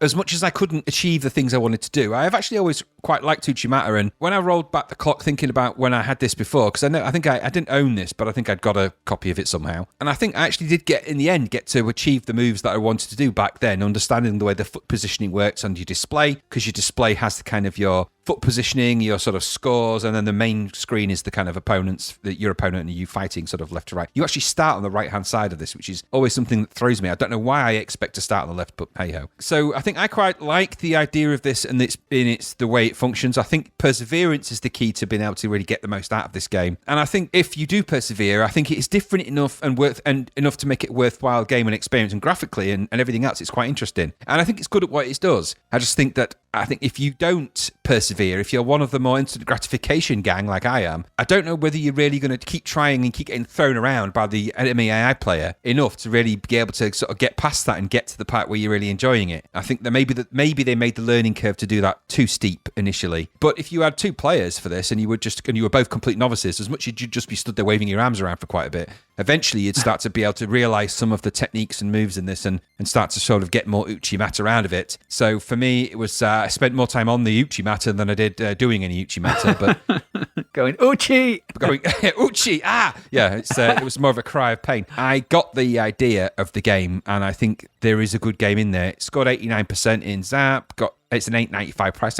It's all about right. I think perseverance is the key to the success of this one. But what about you? Yeah, I'm pretty much the same. There is actually a practice mode in it. Yeah, I utilised that, but I still couldn't quite get to grips with it. No, and it is unforgiving in one player when you do start going up against the AI and it just grabs you and chucks you and you're like, oh, because you've got to be quite quick with the throws, haven't you? You only get a very brief window of time. Absolutely. When you grab hold of each other and then you hold down the fire button and the space, it sort of pops up that red bar or white bar at the top, yeah, whatever. That's right. You grip straight. And that's your moment of attack, and you've got to be very quick and do. And what I quite liked about this was that this was. I don't know if there's a game that did this before this, but this kind of does the Street Fighter style of moves. Yes. In the fact that you're Joystick not component sort of click. You're not just going like up diagonal, left diagonal, and pressing that you've got 16 moves. This is like having to grab them and then you have to roll the joystick. So, you've got to roll the joystick up from the far right, up to the left and sort of thing. You've got to kind of roll it in a sort of, half the move step. patterns kind of thing. Yeah, and I thought that was quite interesting for this. Yes. I don't know if there's a game that predates this that does that. I mean, if anyone's listening to this, and let us know, because I'm not aware of any, but I'm not massively up as a fighting game aficionado. No, me there neither. may be one out there, but I thought that was quite interesting, and it's definitely something that was, and I thought it fitted this kind of game. They'd obviously taken a look at judo and gone, you know what? Instead, if you just press up and left or right or whatever, it seems a bit pointless. But because you half of judo is rolling the person around your body, isn't it? It's using their strength against them, and so by utilizing that control method of rolling the joystick is kind of mirroring that rolling of the person over your shoulder or throwing them or whatever, and I thought that was actually quite clever. It's still dead hard. Yes, we can't get away from that, but I think about 89% is about good for this. The graphics are good, the animation's really nice, the sound is okay, and it's bare bones. It's just one-on-one, but no more bare bones than something like Exploding Fist, I suppose. But it's good and it's different and it does something different, and it's nice to see a well-considered different take on the genre that does something, actually takes a sport and gives it some thought rather than just being a bit, just knock it out. You can clearly see that whoever's made this has considered it. And I like that about it. And I thought this was all right. I thought, as difficult as it was and as tricky as it was to get to grips with, this was good. I liked it. Yeah. So I would recommend Uchi Mata. Yeah, and didn't they inadvertently also create a song in a Disney movie? Uchi Mata, what a wonderful phrase. That one. Are you talking about what? Lion King? Yeah. So I know it's Hakuna Matata, but it could have been Uchi Mata. Uchi Mata. It means judo fighting game for the rest of your days. Yeah, no, I agree. Good game. Good game. Just hard to master it. Yeah. What's the Uchi Mata with you?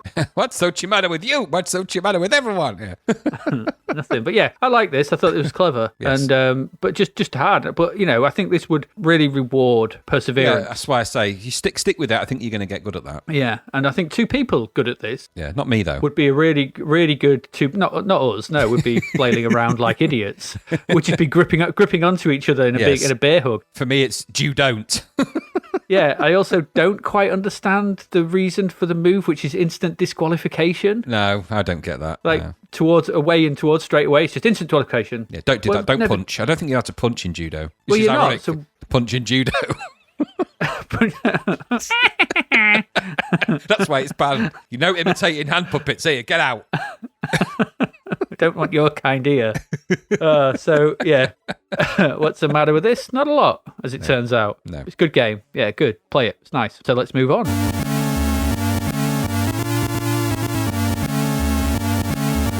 To our next one, and we're off down the pub to play some darts. It's off to the sideways egg for a pint. Sideways egg for a pint, some meat house, and then in between that, we're going to break out the darts. And we're going to have a nice see and see who can get 180, because that's what we're playing. It's 180. 180. This was a £3 mad game. So this is Mastertronic's added dimension, and so this is we've not had a darts game. It's the first one, isn't it? No, and then have like we had buses. a darts game? No, we haven't. I don't believe. What one bus works, and one bus is a broken, cronky old nightmare. Yeah, we'll talk about that soon. I'm not giving anything away. Damn it! I said I wasn't.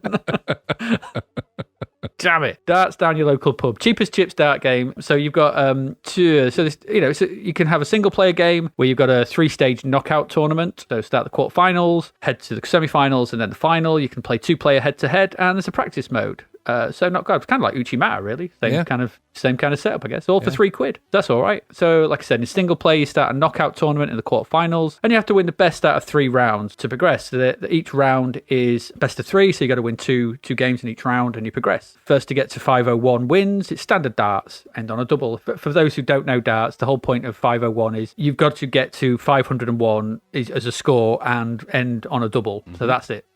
Go look it up. Your opponents are a motley bunch and are picked from a random bunch of 8 characters, which consist of, and I'm going to list them all here. There's Tactical Tell, Mega Mick, Big Belly Bill, Jammy Jim, Del Boy Des, Limpy Wrist Larry, Sure Shot Sydney, and Devious Dave. And he did indeed look well devious, I have to say. Dodgy Dave, he looked like a weasel at the end there. It's weird. So in game, the game starts and you go first, which is always handy because you're going to need to go first when you get to the final. Yep. If you get to the final, it is. You see a view of the board, and there's basically a floating hand in the middle. So you're face on straight on looking at the board. This hand floats around the middle. You move the joystick and it starts going in a diagonal direction. You can go top left, top right, bottom left, bottom right. It never goes up, down, left, or right. So it goes in diagonals. You have to sort of control it, aim it towards where you want it to aim. When it gets over the point you want it to aim, press fire. Lobs the dart, job's a good one, repeat. Try and score as much as you can. Once you've taken your three arrows, whatever you want to call them. Darts.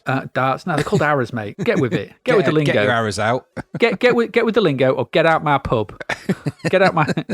Good arrow. Good arrow, exactly. So once you've thrown them all, it switches to a sort of side-on view of your opponent. It's just a sort of picture of the pub you're in, which is all right, I suppose. It's quite nice. But there's the person who you're playing is animated. They're standing at the oche, throwing their 3 darts, and they get whatever they get, and you progress and you play through lots of games of darts. I have a bit of a penchant for darts. I do like darts. I used to play a lot of darts when I was younger, and you know what? I really like this game. I always have done. It's a solid little darts game. It does exactly what it sets out to do and does it well. It's fun. It's a knockabout little title. Don't take itself too seriously, as you can tell by the character names. It's just a nice darts game. The music fits, the visuals fit. It's got some nice weird demo-like touches as well, like the massive scrolling text when you win a game. Yeah. That scrolls across, and the clipped speech of 180 when you score that. Yeah. Which made me laugh. It gets quite hard. I mean, for a chunk of it, it's pretty easy. It's pretty easy to get 180. The old skills came back immediately. Straight up right, straight hit left, hit fire. You'll always get double. You always pretty much get treble 20 straight away. The hard bit comes when you've got to get the doubles at the end. But when you get to the final, you've got to get 9 dart finishes, because whoever you're playing gets 9 dart finishes every time without fail. And so you've got to be perfect to win that final, which is, they could have added a little bit of leeway in there, maybe, but it is what it is. It's, it's the end of that. You're going to have to get perfect at it. But 2 players, this is a real good laugh. 2 players playing darts, because you can be rubbish. Always knocking your opponent's joystick just as I was about to hit was always a good plan. Just nudging their arm. He does that when he plays real darts, and then the amount of trouble that causes when he's hitting people's joysticks and they're not carrying actual game controllers. Yeah, I'm not nudging their arm, I'm nudging the joystick still. Play with his joystick, that'll stop him. Absolutely. Also, as well, when I play, I aim diagonally. They look dead weird at me. They're like, why are you aiming around the board in diagonals? Can't do it any other way. It's just don't ask. Don't ask Devious Dave or whatever your name kick is. To your joystick. Oh God, that really hurt. 180. Where's Nick Berry? He's kicked me in me Nick Berries. Absolutely. Oh, you got them all. You got the full treble 20. All three Bullseye! of them.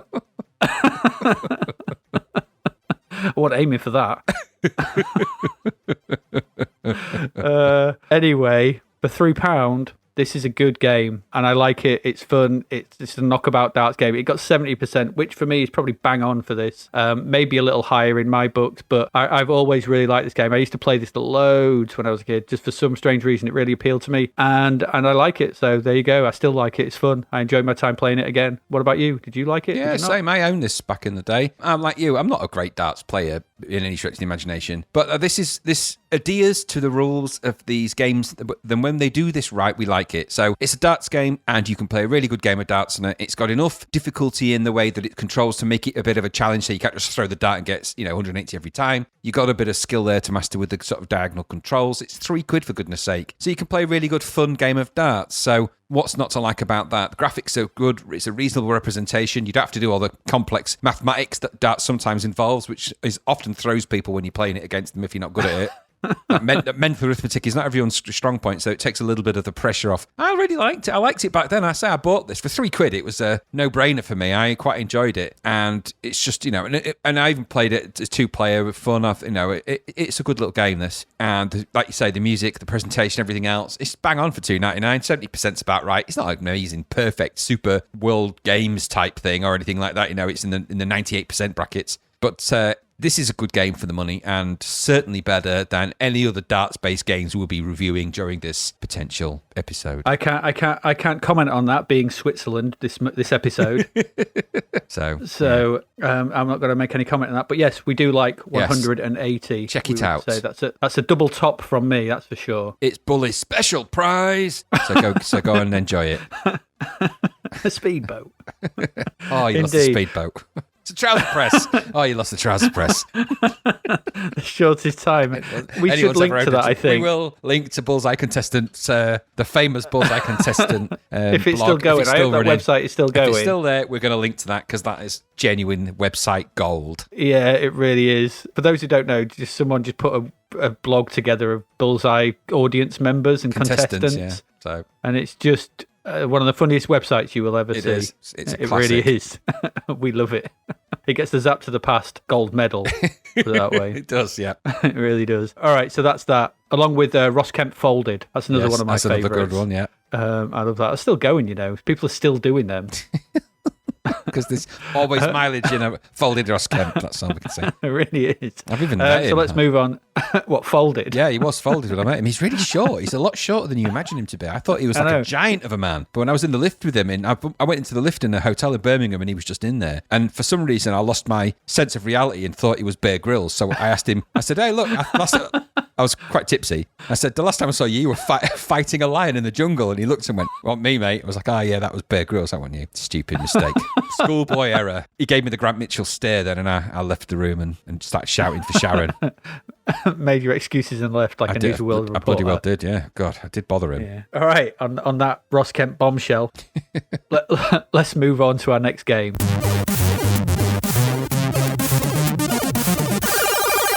Which is another pub-based game. It is. Very much so, because this is called Pub Games. Yes. So, Graham, this is all the pub games. Tell us all about the pub games. This is a game compendium of games that you might find in your classic British boozer. We don't have any of these in the Sideways Egg, apart from darts, because we just don't. So the games involved here, when it starts, you can choose from poker, darts, bar billiards, dominoes, table soccer, blackjack, and skittles. Now, I can tell you that skittles is something I've seen in pubs but never played. I don't understand bar billiards and what it stands for. Dominoes is an interesting game if you're over the age of 72. Table soccer, if it's slow like this, makes you want to hang people. And poker, with no logic to it whatsoever, isn't poker, which leaves all wobbly, blocky darts, which is the final icing on this ultimate crappy cake. It's crap. This game was crap. It's a collection of the crappiest games made badly. So it's honest to God, this is you've just bit into a shit cake and you found something even worse than shit in it. I don't even know what that would be. So I didn't want to play more games of this than I had to. So I didn't explore all of them because call me old-fashioned, but I'd had enough by the time I'd experienced their blocky, nasty version of wobble hand darts, where the logic of throwing darts is so stupid, it defies belief, but I'll come to that in a second. And I had a go at table soccer, which was so painfully slow. I thought, this is the kind of table soccer speed I imagine people play when they just, when you've got it for free, when you were a kid and you didn't have a 10p or whatever to put in to get the ball, you would just move the men around. So, and it was a bit like that on the sticks. There's no ball in there, so you just got to move them in position, pretending to play. It was crap. The darts, by the way, so you end up with, I don't know what illness the person has who plays darts like that, but if I hold a dart, my hand doesn't just go crazy wobbly like that. And it's just this blocky hand thing wobbling around, and you sort of jiggity jaggities all over the screen, and then you eventually sort of get it into a position where you think the dart's can throw, but you've got to allow for the way that this throws. So instead of having speed when you throw a dart, so if you throw a dart forwards, it goes like an arrow, one might say, to the dartboard. For some reason, this kind of goes for kind of overhand lob. So it goes up and then it goes down. So you have to sort of aim 3/4 of the way from down the board for it to go up and land. So if you want to score a triple or a double, you've got to really position it right. And how many times did I hit the metal frame of the stupid dartboard and it goes and follows your dart randomly and stupidly.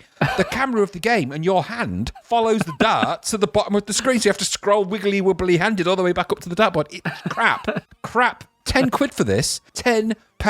Not one of those games is worth anything. It's absolute shit. Do not ever play this game and curse yourself with it.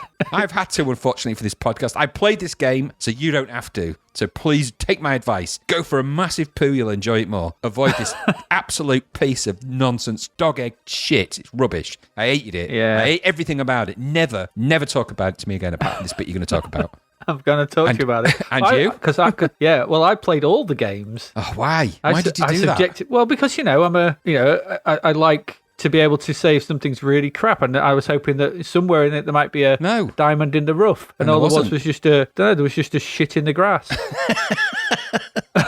Yeah, several.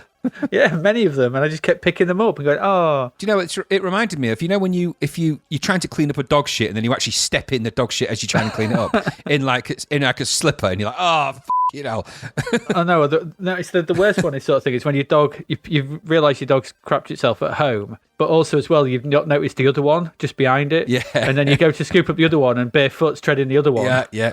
Or if you tread barefooted on a slug, that's the same difference. Yeah, it just squidges through your toes. And you're suddenly like having to clean out shit from under your nails. And everything you're saying there tells me that you didn't like this game so much. I didn't like this game. I probably hated it more than you, maybe. So bad. Why have just darts when you could have all the games the pub can offer, and you've listed them all. So I went through them. So darts, no. Let's talk about the music or the cacophony of recognisable tunes. God. Roll out the barrel. My old man's a dustman. Awful. Now darts, crap. Supplied the soundtrack. Play 180. It's way better. It is. Bar billiards, boring, really boring. Dominoes, awful and really fiddly, and with its own intro, which I didn't understand. Table soccer. This looks okay from a bird's eye view, but has rubbish physics and none of the energy of actual table football. Yeah. It's dead slow and boring and dull. Blackjack, boring and dull. Poker. It's not poker. Stupid. Skittles, bad. There are no physics on the Skittles, meaning you can only ever seemingly get 3 down. They just fall over when the ball hits them. They don't bounce to hit the other Skittles around. No. So you just rubbish. No. 10 quid's worth of arse I've written. Yes. And why can't I quit out of any of the games? Yeah, I found that really Why do I have stupid to as well. I had to reload it? Yeah. So crap. Utter crap. Yeah. Really bad. Yeah. And I never played this. I was never even aware of this back in the day. Thank God. And I'm really glad that I didn't, because my young self would have been horribly scarred and probably never gone to a pub if I thought this was what pubs were like. No. And I'd have saved lots of money and probably be really rich. It might have terrified me, to be fair. If I'd have gone to the pub and met blocky Hans Johnson who throws those darts, I'd have been just keep him well away from him because he's dangerous. Them darts are going to go everywhere. But you are right. How thick was the metal on that dartboard for every dart I threw to hit it? And why did it scroll down to that hideous nightmare of a background? Oh, don't. Graphic sort of thing, which was kind of some horrible approximation of terrible 80s wallpaper. I didn't understand any of this. I'm trying I just not to didn't think understand about it. And why was every game really kind of different in presentation? And there was no thematic consistency between any single one of these. No, there was not. No, and poker, it was just guess a couple of cards. That's what I say. It wasn't poker as that I remember. It was just, no. No. Yeah. I'm glad we're in agreement here on the anger-inducing nonsense. 59% it's got as well. Yeah. I don't know why. I think the law of averages says that enough of those games are shit enough and got a shit 3 or 4%. It probably adds up to about that. Probably yes. It's like 6% a game, 7%. That's up to 59. Just give it that. Yeah, no. Because none of these, if any of these were even released sort of on their own as a single budget release, they won't be worth it. No. It's been nightmarish. Let's move on quickly. Let's get out of this pub. Let's go. It's like slaughtered lamb. Let's get out and stay off the moors. We don't want to be in this pub. Remember the animal. And chucked out this game. That's enough. That's enough. We've got Guinness. Have half a Guinness then, please. No Guinness. Half a Guinness. Oh. You got any sandwiches? No food. We don't serve food. We don't serve your kind here. Right, that's pub games. Crap games. Up to crap. Just rubbish. Let's move on. To our next one.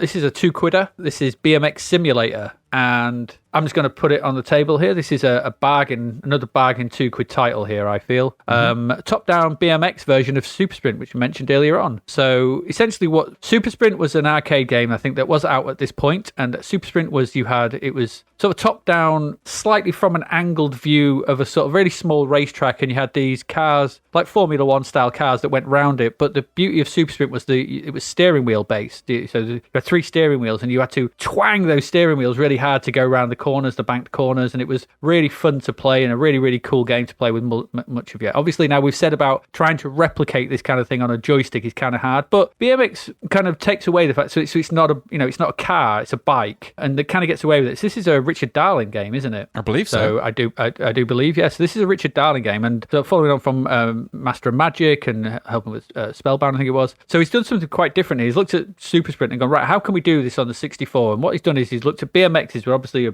big craze at the time. Everyone had a BMX around this time of the mid-80s and gone, right, okay, well, let's just do that. So this is a top-down view of a BMX course, and you've got 2 bikes that go around it, and they've actually learned from V8. So fire button makes you go faster, left and right steers you. Hey, they've finally figured controls that work, and that's always good to see. About bloody time. Yeah, so we do this. So it's nice. It controls well. It's got nice. So there's banked curves to go up and across, and when you do go up them, it helps you turn quicker. There's obstacles. The layout's quite nice of the courses. There are about 7 or 8 courses, I think, to go round. The sprites are really nicely animated in the way that it's just top down. These 2 sort of BMX riders that sort of go in from around the track that is separately coloured. It's a bit kind of explodey though when you do you hit an obstacle and you go flying off your bike into anything like that. There's a really cool tune on the title screen by Dave Whitaker, which doesn't outstay its welcome because it actually annoyingly gets cut off, and you have to try and fake it. If you keep pressing the space bar, it won't cut off. It'll just loop through the options, so you can get to hear it constantly, and it's worth hearing constantly because it's a really nice title screen tune. It's not too long, about a minute and a half, and it's a good tune. This is a really good racing game with single screen, doing what it does really well. And for £2, an absolute bargain. This is, to me, this is another kickstart. I thoroughly enjoyed this back when it came out. There's a lot of skill to this. There's a lot of working your way around the courses. The courses are well designed. The graphics are really nice, I thought. There's sort of good use of colour and shading on the various objects that, that are there. And there's good use of the banks and everything like that. I thoroughly like BMX Simulator. You get stuff like crap games at $9.95, pub games at $9.95, and then you get this coming out for £2, doing something that could have been awful, but actually doing a really good job of it. And I've always got time for BMX Simulator and still do. And I was glad to, when I put it on and played it, I was straight back into it, and I was like, oh yeah, this is nice. This is a nice game, and I like this. This is fun. It's simple. It sticks to what it does well, and yeah, as a bargain basement Super Sprint knockoff, good stuff. I like this. What about you? Yeah, I completely agree with everything you've said. Now, I'm not always a big fan of these kind of top-down sort of controlling type things, but this one actually, a bit of perseverance, and you're soon into the pace of it, and you're soon into the sort of way of it. So graphics-wise, it's really nice. They're really nicely realised backgrounds and sprites, and the tracks are nicely designed and challenging. Perseverance pays off with the controls, because initially it can be quite hard, and it can get a little frustrating the way it sort of, if you fall off and the way it restarts you, because sometimes you can be sort of pointing in the wrong direction. But you do soon get to grips with that and the way it works. And I think sometimes I don't know if it was a bug bug, but sometimes it would almost feel like it was going to just keep crashing. It was sort of stuck in a bit of scenery, but I think that's just because I was so bad initially at trying to get my way around the track. I kind of got stuck everywhere. Quite possibly. But like I said, perseverance paid off, and what you end up with is a nice little 1-2 player racing game. Zip your way around the track and on a little BMX. BMXs, of course, were kind of massively popular in the 80s, early to mid 80s, and so this was a GT was the big BMX to have. I think I can't remember. They were super lightweight bikes at the time. Weren't they quite? In my time, they were quite innovative and different. So I really like BMX Simulator. It's a game I would never kind of go back to it one player. I always found that this was a good fun game for 2 players. So it's something I imagine I would enjoy going back to and doing it that way. But that said, that isn't take anything away from it being a good game. For £2, take no crap games and other things. This is £2 worth of really good fun you've got here and a really nicely presented, finished, polished game. So that is the benchmark that you're facing. So if you're releasing £10 games or £9.95 games and they're utter crap, then, you are doing something badly wrong because there's programmers and talent out there at this particular time creating really good experiences like BMX Simulator and other games along the way. So I like it. I think 83% is probably about right for this. Music's kind of okay that's in it, so it's nothing, it's not going to blow your socks off, but it's fine for what it is. No, it's a good game, BMX Simulator. Well worth a revisit. Well worth it. Indeed, yeah. It's like I said, we've not got a version of Super Sprint yet on the C64. Like I said, I don't know if we do get one down the line. I'm sure it probably is the conversion of it somewhere along the line. I'm not sure. I can't really remember. But at this point in time, if you want some Super Sprint action on your Commodore 64, then this is it really. And it's good to know that it's good. It's a good version of it. So I'm glad to say that it stood the test of time. So still well worth your time to go and have a little play around on this because it's good fun. Good fun. Which may be something we can say about our next game. Or maybe not. I'm not sure. I can't say either way, but let's find out in a moment.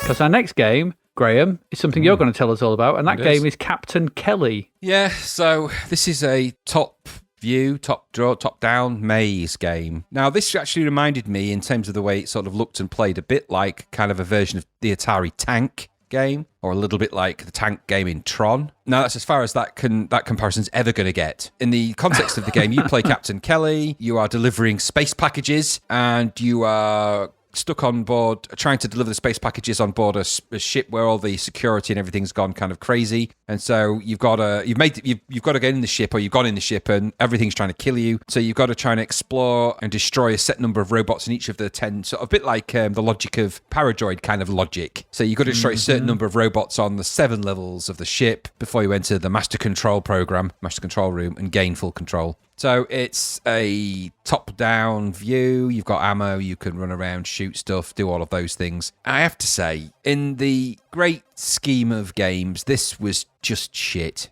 It was badly drawn sprites. I mean, look, I'm getting tired of bas relief graphics now on these games. But making something bas relief doesn't make it good. It just makes it crap. And it makes these games double crap. The sound on this game was sound on this was bad. This game was bad. It sounded horrid. Turgid, terrible sound in this kind of maze-like shooter with just loads of bits and stuff and trying to find your way around, and just awful gameplay, kind of weird, not any fun. If you touch anything, it seemed to kill you fairly easily. Once everything's shut down, a la Paradroid, you get increases in some of the things. It's just, what they've done is strap together, just bits and bobs of other games. And we've seen this before. We've seen what happens when you do this. Now, if you're going to do that, you've got to be good at doing that. This isn't that. It's 30% in Zapped, $7.95. I think for the price of £8, it's an absolute travesty and rip-off. There's much better games. Just take a step back, revisit what we just said about BMX Simulator for $1.99. This is crap, Captain Kelly, and it is not worth wasting your time with because it's just rubbish. It takes the parts of some games that you love and does a massive dump on them, so just avoid it at all costs. I hated it. What about you? Yeah, absolutely. It's garbage. Let's not beat around the bush on this one too much, sort of thing. My first comment is, what is that music? It sends you mad, that stuff. It's like, Why is the title screen out of focus? It is. How do you do that? I don't even know how you do that on a C64. Yeah, but it managed to make a title screen. I looked at it and I was like, is there something wrong with it? And I looked at it, but I don't know. Everything else has been in focus. I don't even know how you do that. I just asked, why am I playing a terrible version of Paradroid? Yep. And it felt like as if Paradroid had been explained to someone down a phone in a language the person who made this didn't understand. No. And did you think that using the brown colour with grey was weird? There's nothing right about this. No. The music, who thought that was a good idea? It's orally offensive horror. The visuals are terrible. Yeah. But it's really slow too, and there's no sense of feedback from anything. You just pump bullets into stuff until it stops being there. Yeah. There's no explosion; it just disappears. No. And at one point, and you said, "Why did I get teleported to the tank level from the arcade game Tron?" Yeah. And suddenly get attacked by, and I was like, get me out of here! It's just nonsense. Yeah, just and they were really garbage. easy to shoot until I ran out of bullets. But they were really easy to shoot. But say easy, but it took about 1,000 hits. Yeah, and nothing seemed to make any or do anything. And it was just a really rubbish maze level-y thing. Absolutely. And I didn't know if they were like energy things that I could go on and get my energy back, or if they were lifts or Absolutely. awful. And you know what? If you're drawing backgrounds in a game, draw corner pieces. Make your things have corners, because they don't on this. It just rotates the same graphic sort of 90 degrees to be a wall to the left and 180 degrees to be a wall. It's one graphic rotated, but that means you can't have corners, so the levels just look stupidly designed. If you replay it, not that I recommend it, you'll see what I mean. It's just crap. It's crap. Yeah. This was a really, really bad game. Coming on the back of BMX Simulator when I was on quite the little BMX high, this brought me down to ground. This was like me going up the bank curve and then going up the other end sort of thing and breaking my neck. Yeah. That's what this game felt like. Awful thing. I turned it off very quickly. Yeah, I don't blame you. We play them so you don't have to. Yeah, we didn't play this for very long and we still don't want you to. No, don't do it. Don't do it. Go and play Paradroid. Don't do this. Yeah. Or maybe play our next one because it's the last one of this session or this level or this whatever it is. Coming up.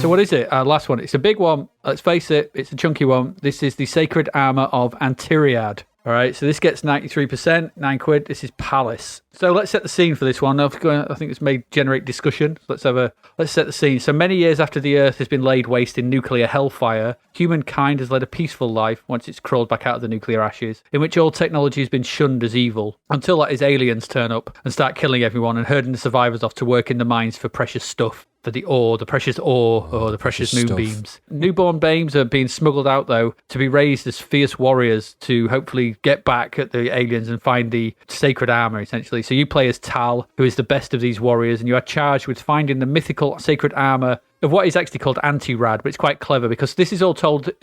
You get a comic with this, which is quite nice. Did you go look at the comic? I did, yeah. I remember it being really cool even back then. So. It's a nice comic, and what I like about this is the design for the Antirad, where the name comes from, Antiriad, where how it's just a crease on the paper, isn't it, between the R and the A in the word Antirad. It looks like an I, and I quite like that. So it's actually Antirad. But anyway, so you go looking for the Sacred Armour of Antiriad, and what that entails is you making your way and then making your way to the centre of the alien base and blowing them all to Kingdom Come. Okay, so that's our plot. That's where this game is coming from. Nice story, and like I said, it's very well presented. So this is a Palace game, as I said, so we're going to expect good things from presentation, and we're not disappointed in that. The title screen is great. It's simple. We're talking Cauldron 2 style again. Really, really nice visuals. There's a nice sense of atmosphere to it. It just says the word Antiriad on it. It's really nice. It's carved in stone. And then there's the armor there as well. We get some, Tal comes jumping on. There's a chasing of an alien. There's this going around. There's all the while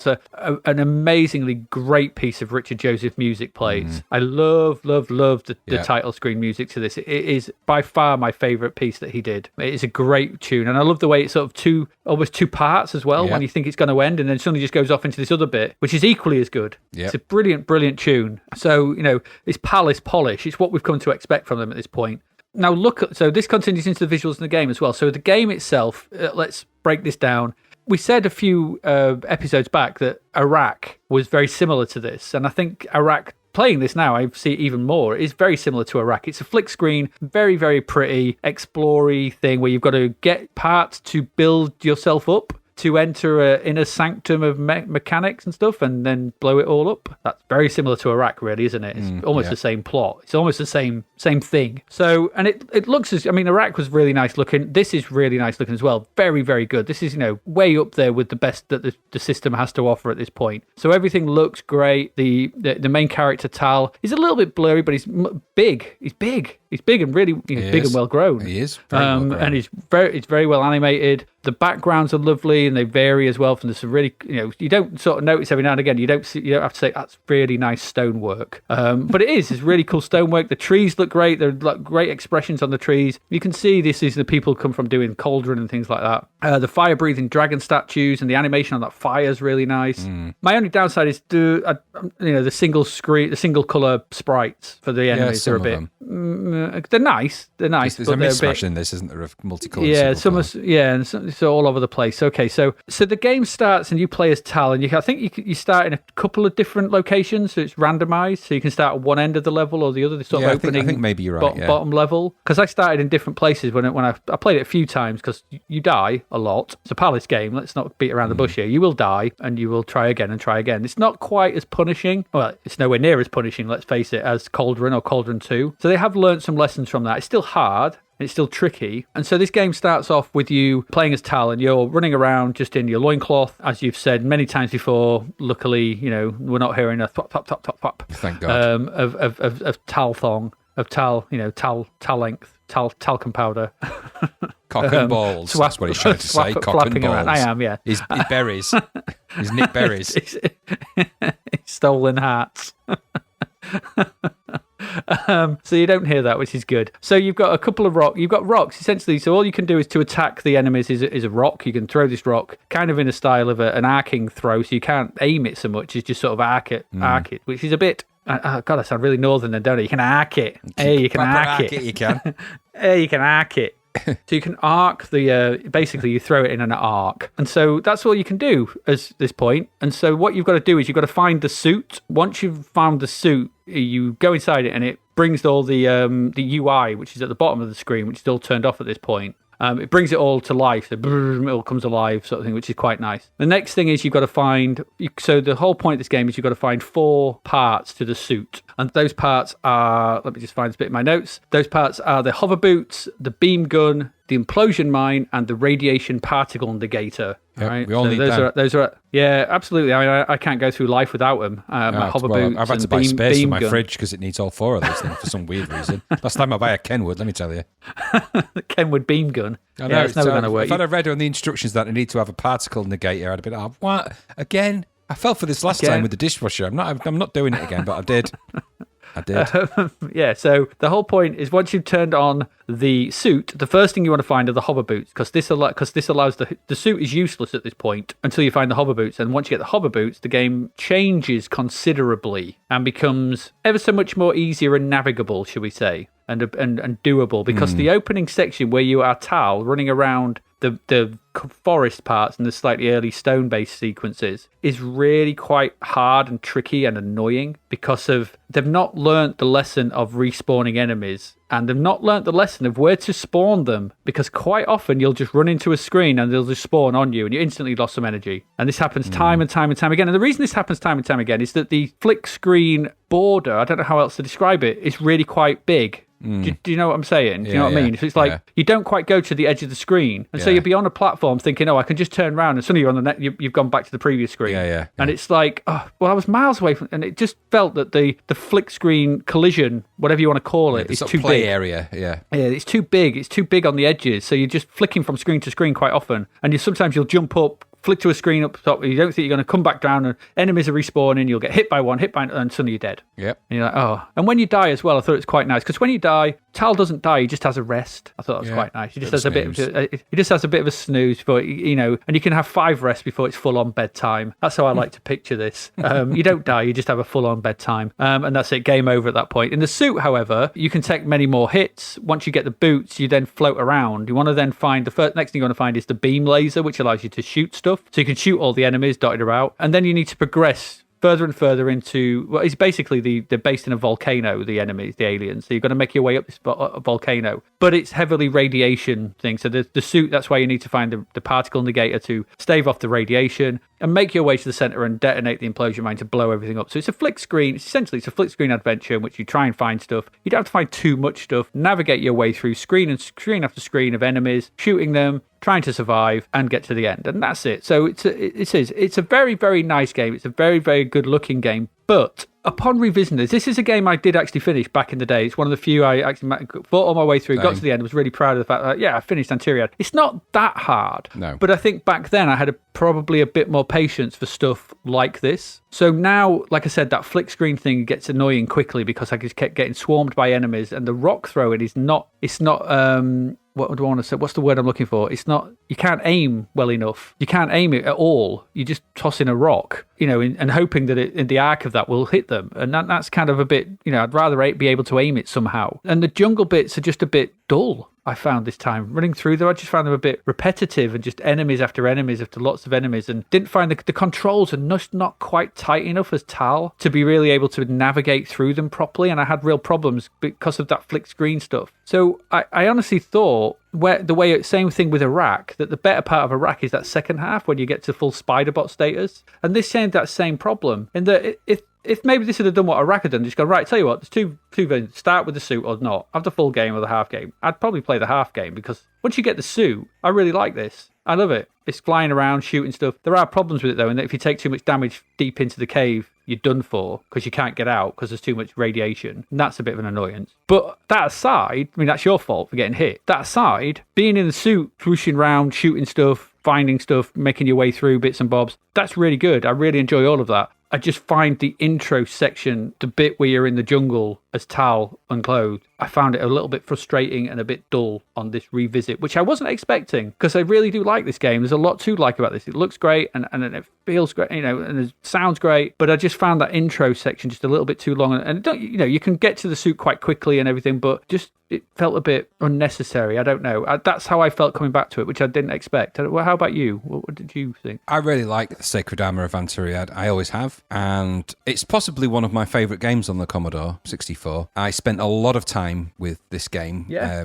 So did I. Back in the day. Like you, I completed it. I was mesmerised by the graphics, and I still found them spectacular looking. It's just an amazing design in this game. In terms of its look, its graphics, the soundtrack, the tonality, the feel, everything is really, really pro Palace polish. And I didn't find the controls a problem particularly, not even on the revisit. It very quickly, I played this game a lot, and I mean a lot. So I went straight through this and completed it again, even on this level, because I played it that much. I knew exactly where to jump, where to do the sort of hold jumps and everything. I just remembered it all. And so I was able to go through the game quite quickly. It didn't take me that many goes. I didn't dwell too long in the jungly parts. I like you. I think that's probably because the second part of the game is better than the first part. And so you're just eager to get there. I do like the sort of jungle, whatever you call it, the woods part. I like the graphic style in there. It does feel like the bottom of that is you start off in Cauldron and you end up in a different game. In terms of the graphic look, and there is kind of an odd mishmash of graphics in this. There's some beautiful graphic touches to it. The fire of the, with the firing sort of that comes out of the sort of gargoyle things is just mind-blowingly good for this time. And other things as well. It's the kind of the guy that sat in a chair firing the laser, and it's just little touches to the game that really add it to its. I'd say its atmosphere, but it's kind of its bit of a mystery to it as well. So I think if anything, it could be perceived as a bit of a lonely game because it's just you and in some time and some space. I think it learns from the lessons of Iraq and just keeps everything in the same place because Iraq moved its sort of robot parts around. I don't know if this does. It didn't when I played it, but I don't think it does. And so I really like it. I really liked it then. I love the comic book and everything else that came with it, and all of those touches are really nice. Presentation was never going to be a problem for Palace games. That's what they do really well. This doesn't let you down.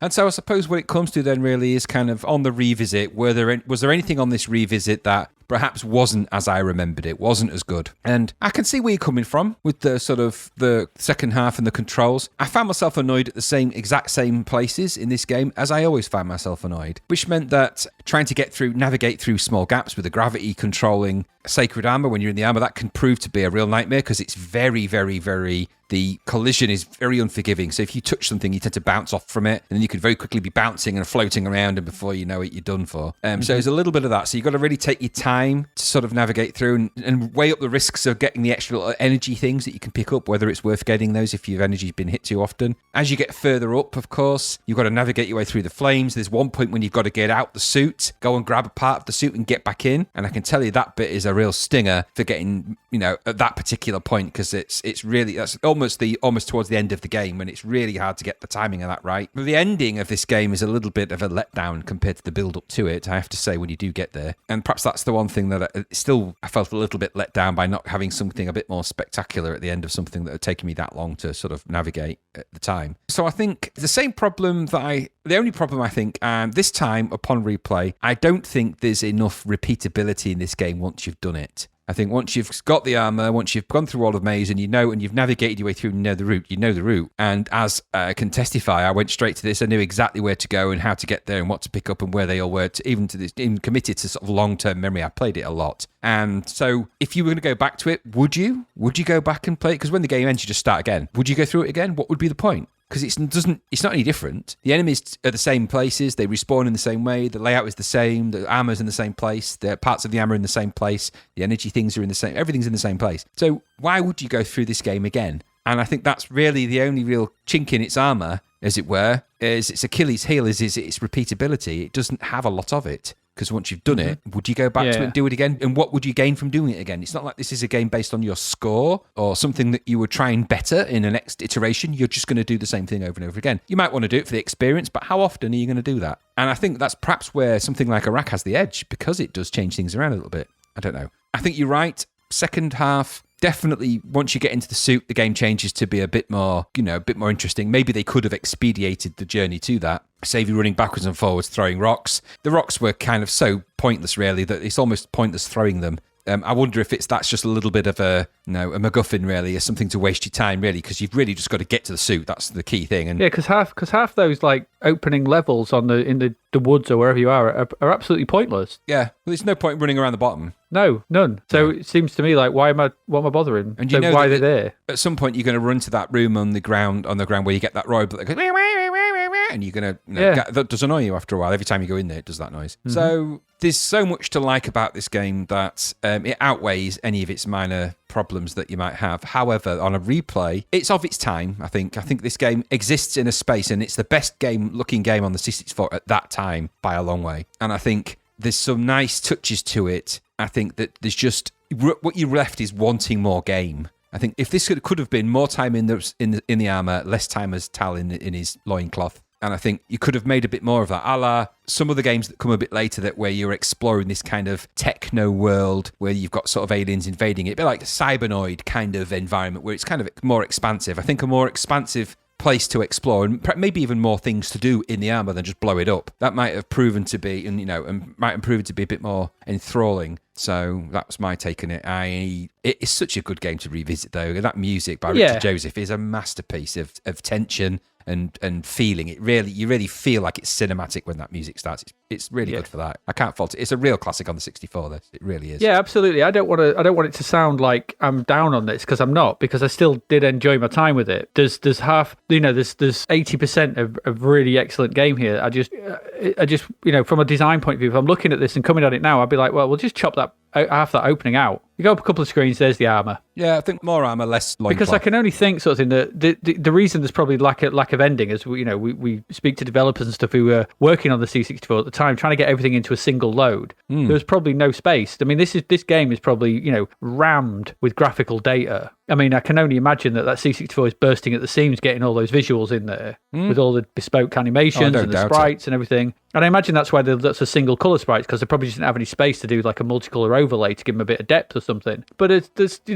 I completely understand all that, and I'm not down on this. I want this to be. I think that the fact that what I want is more of that second half of the game, because I really enjoy that floating around in the suit, exploring really and stuff like that. And it's just the Tal bit I just find a bit, because I just find the spawning enemies in that section too punishing, and they're not fun. It's no fun, and you don't want to hang around in that bit, do you? That's for sure. No, exactly. And so it begs the question: why is it there? Which is a bit of it, I think I quite like the fact that you've got to find the armor. I think that's if you just started in the armor, I wonder really. I think that would have taken even less of the game out. I think it would have that just provide you with an additional bit of, I think maybe in truth, I think they just did it for longevity. I think they needed to make the game a bit longer, and that's the way, isn't it? Probably. I don't know. I mean, it's hard to know. The plot was, your quest is go find the armor, so you couldn't start him. I get that, but it was just, there's a lot of those early screens which are utterly pointless. It's not like it was like really well hidden. It was just kind of a solid suit of armor stood on a shelf. So yeah, but it's weird how you get up there because you have to jump from off one screen into another, don't you, to get to it? I like that though.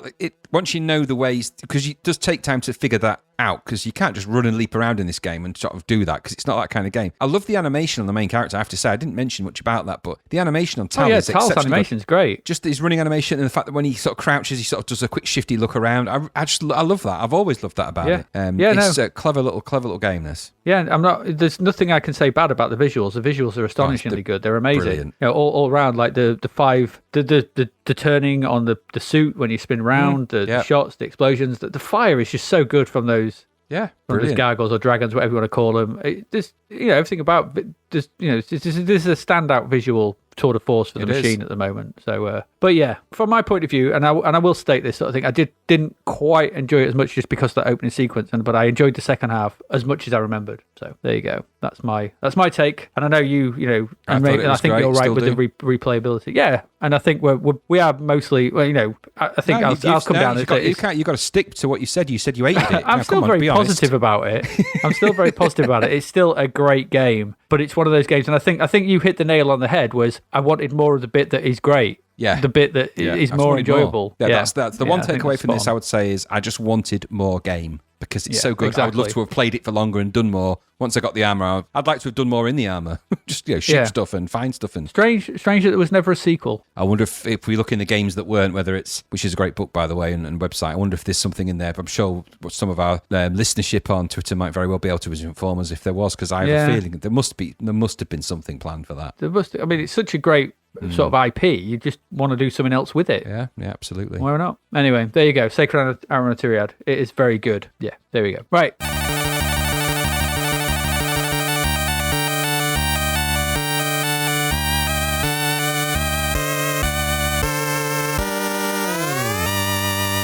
So that was it. So that's our games. We've got, just before we round up, we've got some Crapverts. Some Crapverts. Yes, we have. I hear you say, oh my God, Crapverts. We've got loads, in fact. So I don't know if we're going to go through them all, but let's have a look. Our first one is another one from Virgin. It's another boring advert. Oh, dear. Why do that? Why do what they've done there? I don't know. I don't know. Just a grid type view is fine, but don't put writing on it at an angle. It's like if someone did the Star Wars opening writing, but did it sort of face on instead of it disappearing at an angle. It makes your brain go wrong looking at it. And also, as well, they've kind of, on the left, they've sort of kerned it, they're stinging to the line. Yeah, it kind of fits in the line, but on the right, it doesn't. Yeah, why didn't we can't fit it in. Well, they could have if they'd just thought about it. I love the invest in some real action on your Commodore 64, real action. Yeah. I don't know. Erebus, isn't it, this advert it's the game for? It features a mountainscape at the back, which is clearly a photograph that for some reason they've just painted a bit sort of pinky red. Well, I wonder if that's where they found the same photo for Arcana. Yes, I was just going to say, exactly that. But if it's stinging, isn't it? It's symmetrical, so they've just copied it because those clouds are the same. Yeah, this smooth-scrolling Blast 'em game, shoot 'em up is the term I believe we use nowadays, features the very best in fast arcade action by Steve Lee. You remember Steve Lee? Author of the Falcon Patrol series and Shogun, with stunning graphics by Martin Wheeler, famous for Spectrum Dandere and the original designer of Sorcery. And also, I suspect, hints of Shogun in there. Anyway, again, it's a classic Crapvert because they do all the things wrong. Logo borderline unreadable in the weird, almost in the Stanley Kubrick font that at the top there. So it's the kind of font you expect to see in Clockwork Orange and some of the Stanley Kubrick movies. Massive price tag. It's like ginormous, bigger than the Virgin logo. That big $8.95 Commodore 64 It's a whopper, isn't it? It's as big as a mountain. And then right at the bottom left-hand corner, it says, please do not post cash, with the little tear-off slip where you can send off for the game. So, and I love that. Make checks and post orders payable to Virgin Games. Don't send us cash. Can't do it with that. What can we do with cash? We can't spend it. So It is a solid Crapvert because it's just boring. Very dull. What does it say about the game? Dull. I don't even know what that game is. It just tells me who's it by and everything. But there you go. Spherical Space Fighter. It's a maneuverable spherical space fighter. That's me tuned out of that immediately. Yeah, it's going to be. I think Erebus. It sounds to me like it's going to be a Iridium knockoff. Yes, I suspect it is. Yeah. But you got to save Earth from the horrible fate of the noxious nerve gas being produced on planet Erebus. All right. Well, sounds like more fart-based punnery to me. Yeah. All right, there you go. I've That's breathed in Erebus. my Let's fair move- share of noxious nerve gas. So. You have, and I'm very sorry for that. Quickly, let's move to our next one now. The next one is, this isn't terrible per se, but I picked this one out because for one thing. So, and I'll see if you can spot it, sort of thing. So we've got this is the Transformers, More Than Meets the Eye, the computer game, and you've got this great sort of airbrushed Transformers image. This is the Activision game. Battle. Yeah. And it looks amazing, doesn't it? It's a great battle, yeah. So, yeah. Yeah, it looks like a great battle. And then look at that Transformer on the yellow background in the screenshot. Yeah, it's not great, is it? It's like he's looking on at this battle going, why don't I look like that? Why doesn't the game look like that? Why do I look like... And then there's a shot of an oil rig. Yeah, I don't quite understand. The mystery is, for me, surrounding the mysterious tiny page of a comic or whatever that is. And it's like a mini advert in the bottom left-hand corner, which is impossible It's like to read. an advert within an advert. Yeah, again, we've seen this before, but for some reason that's so small and it's got a giant dinosaur on it. I don't get it. Why is it even there? I don't get it. I get the idea of Transformers. I get them, more than each other. Transformers is such a brilliantly iconic 80s brand. And the logo just shouts, it is, I love that. So at the top, it all starts off really well, and then it descends into, and then as soon as they introduce the game to it, it's like, ugh. If you just took those 3 screenshots away... Yeah, you don't need any of that, do you? You're fine, because the image of the Transformers battle going on is going to sell you this game. Yeah. There's nothing else you need. I mean, it's a great airbrushed, there's laser fire, there's Transformers, there's Decepticons, there's Autobots. It's exactly everything you need to sell me a game of Transformers. And then I look at that screenshot and I'm instantly not sold. Yeah. It looks like the most boring game. And I know it's by David Crane, but... That doesn't mean no. But then underneath trying to read this, like you said, this mini comic. Yeah. Don't understand. No, just Activision, shame on you. You should have done better for that. Should have done better. And also as well, the text underneath is available for Commodore 64 128 on cassette or disc. Transform. Why does it say that? Makes no sense. Why does it That say makes no sense. I love the fact that it says the computer game on it in an advert that's in a games magazine, one would. Because what else could it be for? Yeah, I don't know. No, the board game. Why is it's got screenshots in it then? It's just stupid. Why put that even in there? And what is this obsession, by the way, with these adverts and grids? I've noticed this about quite a few of these crapverts. One of their prevailing themes is that they seem to always want to put a grid on everything. It's like, is there some Tron? This is Tron logic. Tron's been getting into the minds of these and just put a gaming grid in there. All games have gaming grids. I'm like, just stop putting grids on things. And not center it properly. Yeah, exactly. If you're going to put a grid, make it mathematically accurate, please. And don't put writing over a grid. You don't have to do that. Just stupid. So our next one is the Next from Nexus. And the reason I've included this is because you'll think that there's screenshots down there, yeah? Why are the screenshots at 45 degrees? Again, we've had seen that before, haven't we? Terrible. Which is terrible. But they're not screenshots for that game. No, they're not. They're for PSI Warrior 2. This is a very confusing But the actual advert is for Assault Machine, which is in that stupid Nexus packaging. Right. So, because I thought Nexus was the game. Yeah, was so it did Nexus I. by Nexus, was it before then? Yeah, so this is, when I said about I don't like talk and and all those kind of Mr. Now I've got another reason for not liking Nexus. Because that looks like a cartridge. It sounds like a bad guy from Sapphire and Steel. It does actually. Where have you seen the Nexus? It's just crap. This Assault Machine looks crappy. You can't get away with putting screen grabs on the front of a box of a game like that, and then putting it in the advert, and then bizarrely putting different screenshots of a different game at the bottom. This just, and it's like stop press screenshots from Warrior 2 now available now. What the screenshots are available now? I can see that. Yeah, so we've got them. And I will ask you as well. What's the background? I think that looks like if you've been hit on the head with a mallet and you fall over in your garage, or you bang your head on something in your garage, and that's the lights you see in the ceiling of your garage. To me, that's what that and looks then just like. a floating Nexus Assault Machine. Yeah, exactly. That's sort of floating in front of you. Yeah, someone's just got we need a background. I don't know. Whack. Oh God, I can see his blobs. There you go. That'll do. So Assault Machine is a deadly race against time. Have you got what it takes to subdue planet Targon? I thought for a minute, I thought that was Tarragon. I was thinking, these planets are based on sort of spices and stuff. Or will you be the first victim? You can glide, slide, and hot dog on the hover plane. Bet you can. Well, that's PSI Warrior 2. That's not Assault Machine. No, you wouldn't know though, would you? No. So our last one, and again, not a terrible advert, but I've put this as a question for you because I want you to cast your mind back and tell me when Bruce Lee fought Ming the Merciless. Well, this is a strange thing because... So this is Yia Kung Fu 2, just so you know. So this is the advert for Yia Kung Fu 2. There's a whole strange thing about this because a sequel comes out to Yia Kung Fu that is not called Yia Kung Fu 2. isn't there? So there's there is. There's a game that is is it the sequel. Shaolin Road or something? Yeah, something like that. So there's actually a game that comes out that's a sequel to Yeo Kung Fu that's not this. It's all a bit weird. Well, Kung Fu 2 was never in the arcades, was it? I think it's just home computers only. Yeah. That's what I mean. So this is it's kind of there's a game with 2 sequels officially, really. So no, and in answer to your original question, there has never been an occasion where Bruce Lee fought Ming the Merciless, as far as I'm aware. Well, he does here. And I noticed he's also the guy out of Mad Max is in there doing a karate kick as well. I think this is a series of 80s super action heroes that have and because it wasn't Bruce Lee in the original Yeo Kung Fu either, just it's more based around the Jackie Chan's model than the Bruce Lee model, really. Yeah, it was at Oolong, wasn't it? And who's that guy just under Ming with his with the eye patch? That's Patchy Joe. Wasn't he in Montezuma's Revenge? Yeah, exactly, same guy. Yeah. I don't know. I don't have very good memories of Yeo Kung Fu 2. I remember the music being quite interesting, but I don't know. And I like that it says sequel to the hugely successful Kung Fu simulation. No one describes Yeo Kung Fu as a Kung Fu simulation. Sure, why would you just put arcade? Why wouldn't you write the word arcade? There's something weird about this whole thing. 8 more deadly opponents to combat as you develop your karate skills. But it's a Kung Fu game. Kung Fu. It's called Kung Fu, so you're not developing karate skills. That's a very different martial art, you stupid idiots. And to become a black belt master in what? And it's not going to help. If they called it Yi Karate Fu, it wouldn't have the same ring, would it? No, it would just be Yi Karate. So this is not boding well for this game.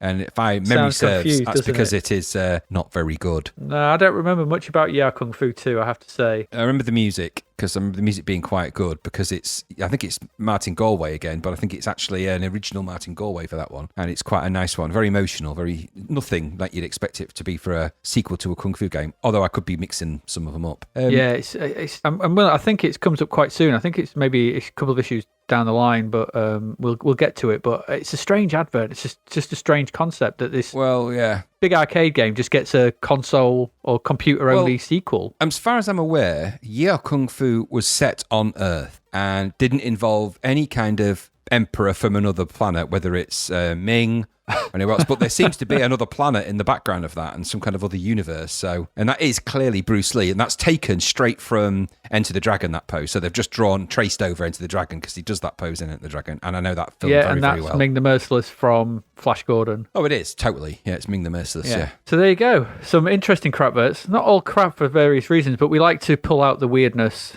of the strangeness, and this kind of theme of like seeing film references just drawn in adverts will not go away, and I'm sure we'll see lots more of those as we peruse the advert. Yeah, sure we will. So that's it. That's it for this episode. What do we got coming up? We've got the rest of the games from issue 20, so December 1986. What have we got coming up? Well, next week we've got Fist 2, The Legend Continues. Trapdoor. We've got loads, actually. Street Surfer. Yeah. There's things like Dante's Inferno, which you've been saying about.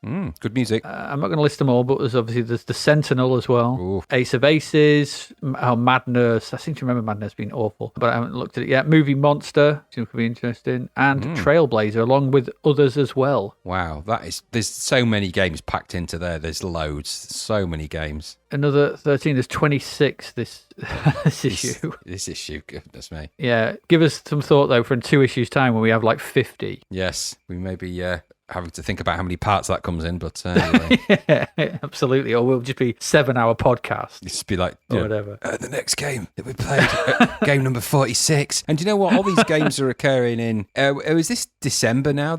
So are we in the December 86? So we're heading into the final of December. So we're rapidly heading towards 1987. Big year for the Commodore 64. That. And don't forget, once we've done next week, you will be treated to our awards. Oh, the Bread Bin Awards for 1986. Yeah. So expect in-depth, because we'll talk about this probably next week, but it's going to be nightmarish. It's going to be a nightmare. Oh my God. Just thinking about it now is making me feel all funny. I know I can think of all the bad ones, but there's so many good ones. I'm like, oh my God. But I'm just going to say the music category. Oh, don't. I can't think palpitations about that. Yeah, it could be anything. But it's all coming up over the next few weeks. There's loads going on. So stay tuned. There's loads. We've got loads of stuff. But I think that's it for this episode, am I right? Yes, I think we've reached critical mass. We have. Oh, I just need to, actually, let me just go over the games we did look at in this episode quickly. We've looked at Boulderdash Construction Kit, Montezuma's Revenge, Robo Bolt, Robo Bollocks, Marble Slowness, Marble Dullness,